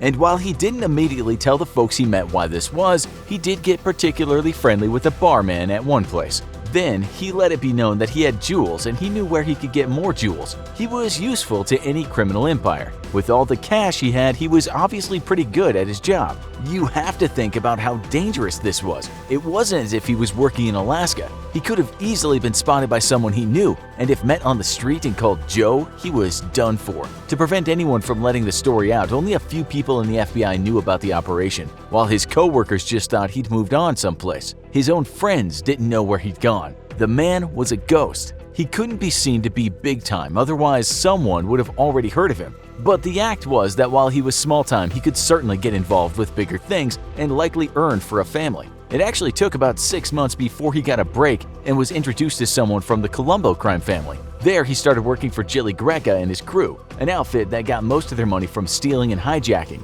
This wasn't really the higher echelons of Mafia crews, but it was a start. The funny thing is, because he was so undercover, the New York cops soon had a file on him. That file said he was a crook and a new addition to the Greca crew named Don Brasco. Then he got another break and met a man with a violent temper and a will to kill. That man was Anthony Tony Mira, and he was part of the Bonanno crime family. Now, things got serious because Tony was known for his temper. It's thought he killed 30 to 40 people during his criminal career. Brasco worked more closely with other members of the family, including Dominic Sonny Black Napolitano and Benjamin Lefty Guns Ruggiero. He developed a close friendship with the latter, and this is how the many exploits of the Mafia got back to the FBI. During this time, life was filled with patches of boredom and loneliness. Months and years passed and he had no real friends or anyone to love or confide in. It was a dangerous job, but one of the worst aspects of working undercover was basically not being able to be you and enjoy unadulterated emotions. When it came to the more dangerous side of this life, Brasco was never involved in things like big shootouts and he never had to whack a guy. He just played a part, stayed in character, and listened. Of course, he had to witness violence though. Unlike some undercover agents that would follow, Brasco never lost sight of who he was. While he acted well, he was always aware that he was an FBI agent and his friendships were not real. He might laugh and joke around with them and the laughter wasn't fake, but he also knew that one bad move would mean those guys laughing with him would fix him a pair of cement boots and send him for a swim in the Hudson. He also had a wife and kids who depended on him. They knew nothing about what he was doing and he only got to see them once every few months. At one point, he had a car trunk filled with Christmas gifts and was about to go home to his family, but then he bumped into some of his crew and they took him out on a wild night. He had to play the part. The guys in this crew thought Donnie was a bachelor and would be spending Christmas alone in his room. They sympathized with the man. They even visited him at his room and brought a surprise Christmas tree, after which they helped him decorate it. What are you gonna do? It's Christmas time. Bada bing, bada boom. There was even one time when Brasco's wife had a near-fatal car accident and he had to go missing for several days. Upon returning, he couldn't show sadness and had to make up a story as to where he'd been. One of the scariest aspects of the job as time went by was when he was summoned to a mob meeting. Every single time he showed up, he wondered if his real identity had been exposed and he would get whacked there and then. On another occasion, he and Lefty were blamed for messing up a job and he could have been taken out for that, but instead they let him off. Brasco ended up in Florida, where he ran quite a successful operation. At this point, the ill-tempered Mira had just gotten out of jail and discovered that Brasco was making a lot of cash. He demanded part of that, seeing as it was him that gave him his start. This was also a troublesome time when lives were on the line. But when he was alone with Sonny or Lefty, much of the time they just lived like normal friends. They didn't always talk about Mafia stuff. You have to remember, this went on for years and years. And while movies or TV might depict Brasco's life as being crime 24 hours a day, it just wasn't like that. Most of the time was spent sitting at home watching TV or going to the bar and playing cards. Brasco didn't know too much about the inner workings of the crime family because he wasn't a made man. You know, what you need to know is how the Mafia dealt with things. They knew very well that in New York City you are never more than a few feet away from a rat. From time to time things slipped though, and a big break for Brasco is when Sonny told him about 3 captains that had been whacked. They'd been told to come to a meeting, and when they got there they were shot by Lefty and other men. Sonny was now confiding in Brasco, which was good and bad. The downside to becoming a closer member of the family was doing what family members did, and that was dealing in violence and sometimes murder. Sonny said to Brasco, "I need you to take out a person, but you know what? I'm gonna try and make you a made man. You'll be one of us. We're gonna make some serious money." He was now in too deep for his own good. 1, because killing someone was too extreme an act to follow, and 2, because now he was so close to Sonny, he was a target for the people he was supposedly warring against. He might get taken out both as a wise guy and in the line of duty. It was too much. The FBI pulled him out. The aftermath was, to say the least, chaotic. And at first, Brasco's old crew didn't believe the truth. They thought this was some kind of wicked lie, a trap laid by the FBI. They soon discovered it wasn't a lie, and Donnie Brasco, their friend and associate, had never existed. Sonny was soon murdered for getting too close to Brasco and not unearthing the truth. Lefty ended up in prison. Mira went into hiding. But things weren't looking too good because the Bonanno family boss, one Joseph Massino, had ordered his murder. A Mafia soldier named Joseph D'Amico did the business in the end, shooting him a few times in the head. Ironically, D'Amico would also later become an informant. As for what happened during the job, his friendships made. Pistone once said, "I had no sense of guilt. All during the course of the operation, I knew it was a job." He did later say, though, that he didn't want his old comrades to be killed. He only wanted them imprisoned. The Mafia put a $500,000 contract out on Pistone's life, and to counter what some people believe, he says it's never been rescinded. He and his family live with false names which they change occasionally. No one knows where they are, and they certainly stay away from locations where there is a Mafia presence. Time might have passed, but Pistone believes there'll be some big shot out there who wants to say he was the man who took down the FBI's most famous undercover cop. The date is August 14, 1961. The location, a dingy basement in the American Central Intelligence Agency's West Berlin headquarters. Just a few miles distant lies the Soviet KGB's own headquarters, both sides separated by a political demarcation splitting Germany into East under influence of the Soviet Union and the Democratic West under the protection of the United States and its allies. For years, a secret spy war has waged between both sides. The life of each operative always just a single trigger pull away from ending. Or at least that's what the man claims to be and want. He appears to be in his late 30s or early 40s, a tall, handsome man with dark hair, a clean-shaven face, and an easy-going manner. Nothing about him screams assassin, and yet the man insists that he is one responsible for at least 2 major political assassinations on the Soviet side of Europe. The American agents interrogating him are skeptical. The West German intelligence officer assisting his American partners is less skeptical.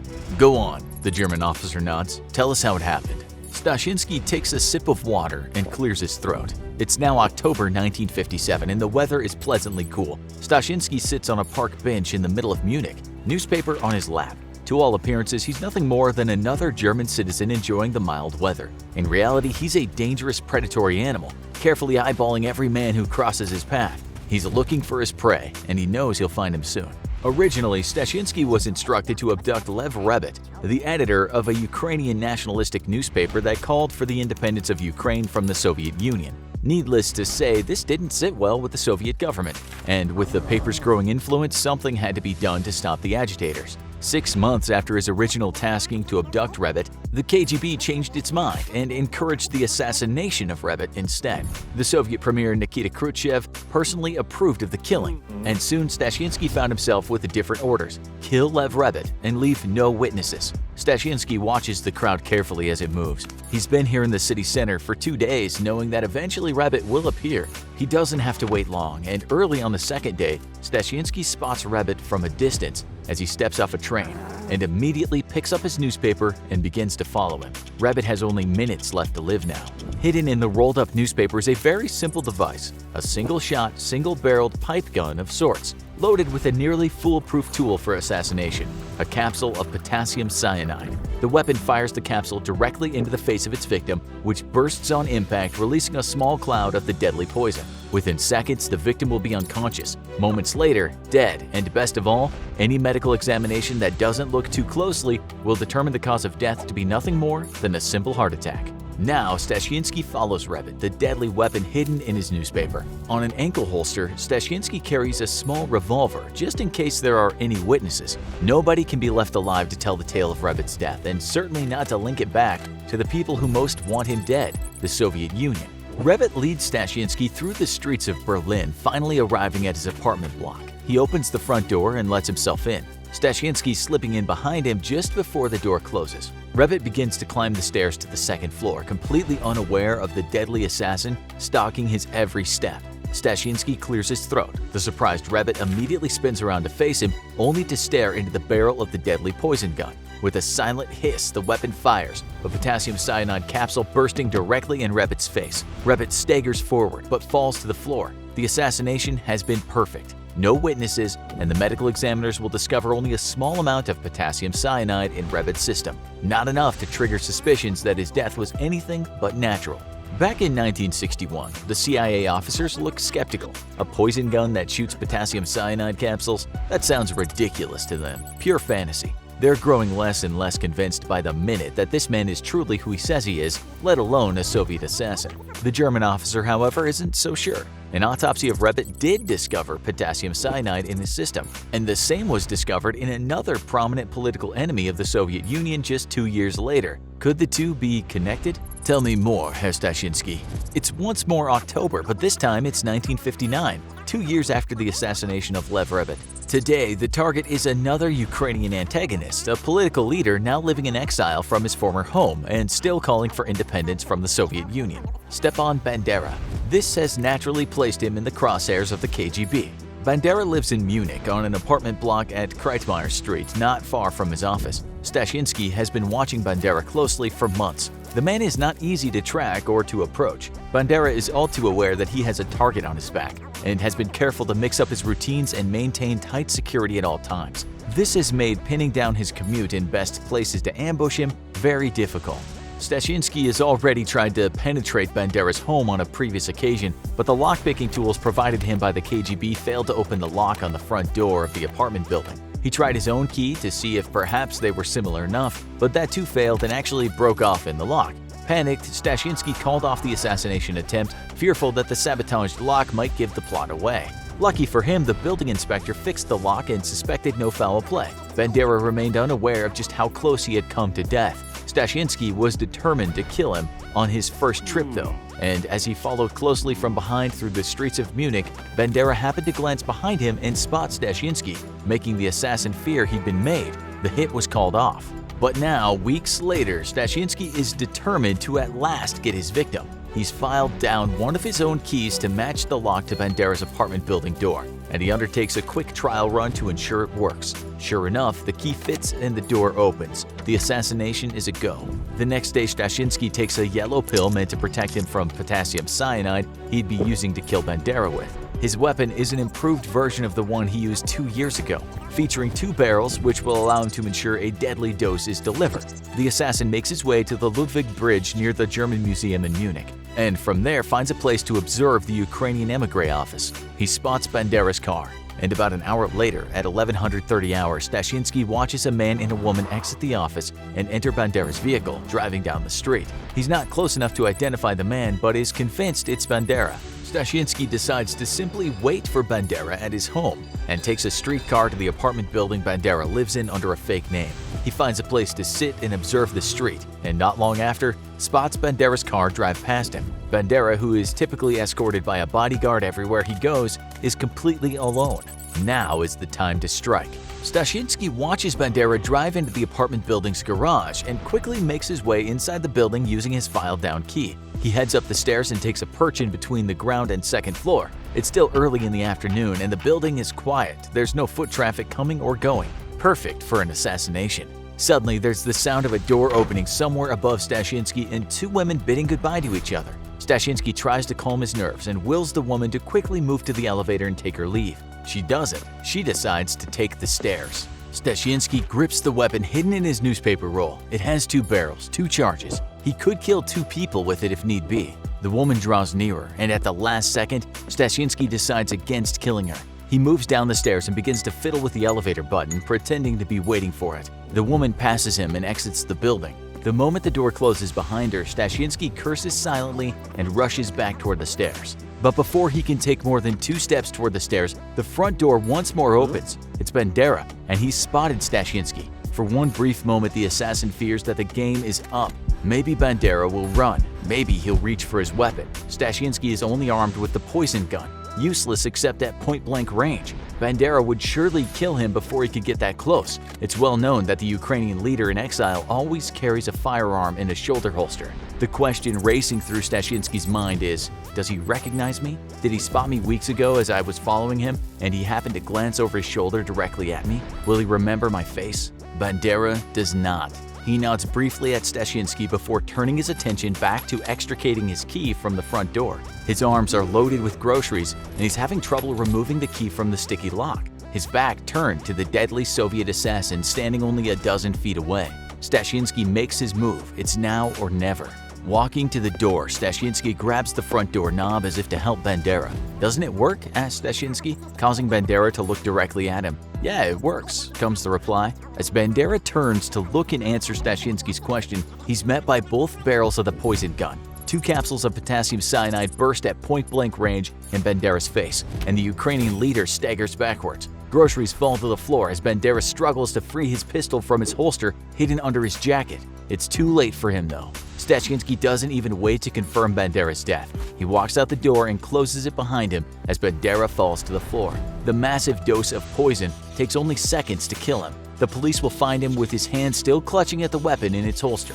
Back in 1961 once more, the Americans still aren't buying it. A poison gas gun? Whoever heard of such a thing? What a load of hooey. The CIA agents don't believe Stashynski or his stories and make a recommendation to headquarters that he is useless as a double agent and is possibly a Soviet mole himself. His stories don't add up, and the CIA releases him to the West German intelligence service. The Germans, however, aren't as skeptical of Stashynski's stories. They have Stashynski walk them through a recreation of the murders and become increasingly convinced that he's the real deal.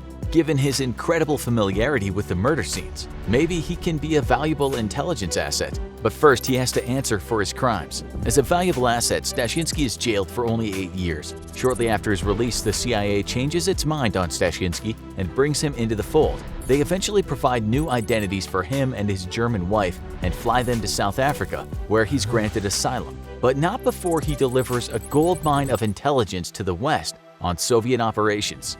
You've taken up a job as a New York City window washer. Congratulations, it's an honorable profession. Sure, you can be performing death-defying feats of cleaning for a starting wage as little as $12 an hour. But underappreciated as you are, you have a vital job, and you're more committed to maintaining transparency than most world governments. On your first day, you faced a daunting challenge: cleaning the windows on the 47th floor of a New York City skyscraper. I hope you're not afraid of heights. But while you're busy with the thin Windex line between cleanliness and grime, disaster strikes. You lose your footing and tumble 472 feet to the unforgiving concrete below. You probably assume your next step is being scraped up and power washed into a gutter, but nope, you survived. You will live to wash windows another day. Seems far-fetched, right? But this actually happened to 37-year-old veteran New York window washer Alcides Moreno in 2017. We're going to tell you the incredible story of how he survived the seemingly unsurvivable today. First, let's talk about Moreno. He arrived from the US from Ecuador in the 1990s with his wife Rosario and his 3 children. This is a man who's truly committed to his job, and more than that, he downright loves it. When interviewed about his profession after his life-defining accident, he said, "I love to see the windows really clean. I liked the water and the soap, how you press the squeegee. We'd start at the top and clean all the way to the bottom. I loved it." It was with this intensely positive mindset that he and his younger brother, 30-year-old Edgar Moreno, took on the Solo Tower apartment block in Manhattan's Upper East Side. At 50 stories and 689 feet, it's a formidable structure, although still only the 71st tallest building in New York. The Moreno brothers took the elevator to the top floor with all their equipment. The roof was dizzyingly high, even for those experienced window washers. The temperature was freezing, the air was thin, but this was nothing unusual for this line of work, so they just got on with it. Alcides and Edgar Moreno climbed into their 16-foot wide, 1,250-pound cleaning platform and prepared for another honest day's work. But this wasn't just any other day. A nightmarish disaster was about to strike.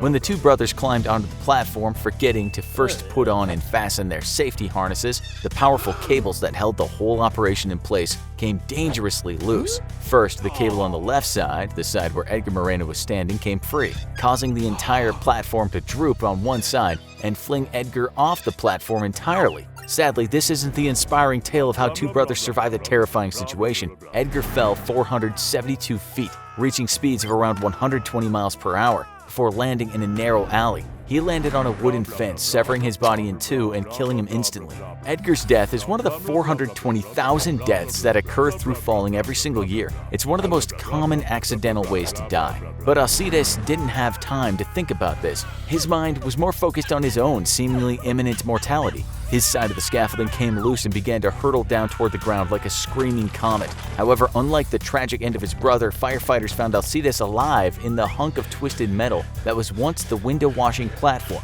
Crouched down, fingers twisted in a death grip around the platform, having survived by virtue of not striking his head during the fall. According to witness reports, Alcides even attempted to stand. The first responders were amazed as they were baffled to find him alive, but Alcides was still in grave danger. He may have survived the fall, but it wasn't by much. While he was certainly luckier than Edgar, his injuries were nonetheless extensive and life-threatening. Alcides had suffered a traumatic head injury that left him with brain damage, as well as damage to his neck, spinal column, chest, and abdomen. He also had fractures to his right arm, ribs, and both legs. Alcides was practically on the edge of death. The firefighters slowly and gently handled him into the vehicle for a transport to a nearby hospital 4 blocks away. When Alcides arrived at the hospital, he was given extensive treatment for his injuries. He was put into an induced coma, and he had a catheter inserted into his brain to reduce dangerous swelling. The doctors cut open his abdomen in order to relieve the pressure on his organs. He was also transfused 24 pints of donated blood, which is around twice his entire blood volume. But the treatments didn't stop there. He was also given 19 pints of plasma, platelets, and a drug to stimulate blood clotting in order to reduce his life-threatening hemorrhaging. He was also given a tracheotomy surgery and a ventilator in his throat, as well as 9 different orthopedic surgeries. Alcides' condition was so fragile throughout most of this process that the doctors couldn't even move him onto the operating theater. When later discussing the nature of Alcides' recovery, Dr. Herbert Pardes, who was president and CEO of New York Presbyterian Hospital at the time, said, "If you're looking for a medical miracle, this certainly qualifies." And Dr. Pardes wasn't exaggerating there either. According to the chief surgeon of New York Presbyterian, Dr. Philip Bari, the death rate from falling 3 stories is around 50%. At 10 stories, the amount of people who survive are statistically insignificant. Alcides was a complete statistical outlier. Alcides Moreno remained in his medically induced coma for 3 weeks. He finally spoke on December 7th of 2007 to Rosario, who'd remained in his room and kept him company throughout the recovery process. Because of the head trauma Alcides experienced, he didn't even remember the accident happening. He did, however, deduce that his brother had died. Still, in spite of his brother's tragic death, Alcides Moreno was lucky enough to be alive after the whole ordeal. After a few more spinal surgeries and another surgery to help reconstruct his abdominal wall, he'd almost fully recovered. Naturally, the authorities looked into what might have caused the accident in the first place. The investigations into the circumstances of the incident found that the platform and cables hadn't been properly maintained over time, and the new motorized cables responsible for lowering the platform down the side of the building hadn't been properly anchored to the top of the building. It was a perfect recipe for the worst-case scenario. Initially, the investigators also placed some of the responsibility for the accident on Alcides and Edgar, claiming that the fact that they weren't wearing their harnesses during the accident made them at least somewhat culpable for what happened. However, this line of reasoning was later dropped because the investigators couldn't prove that the brothers weren't just testing the platform before applying their harnesses and getting back on. Anyway,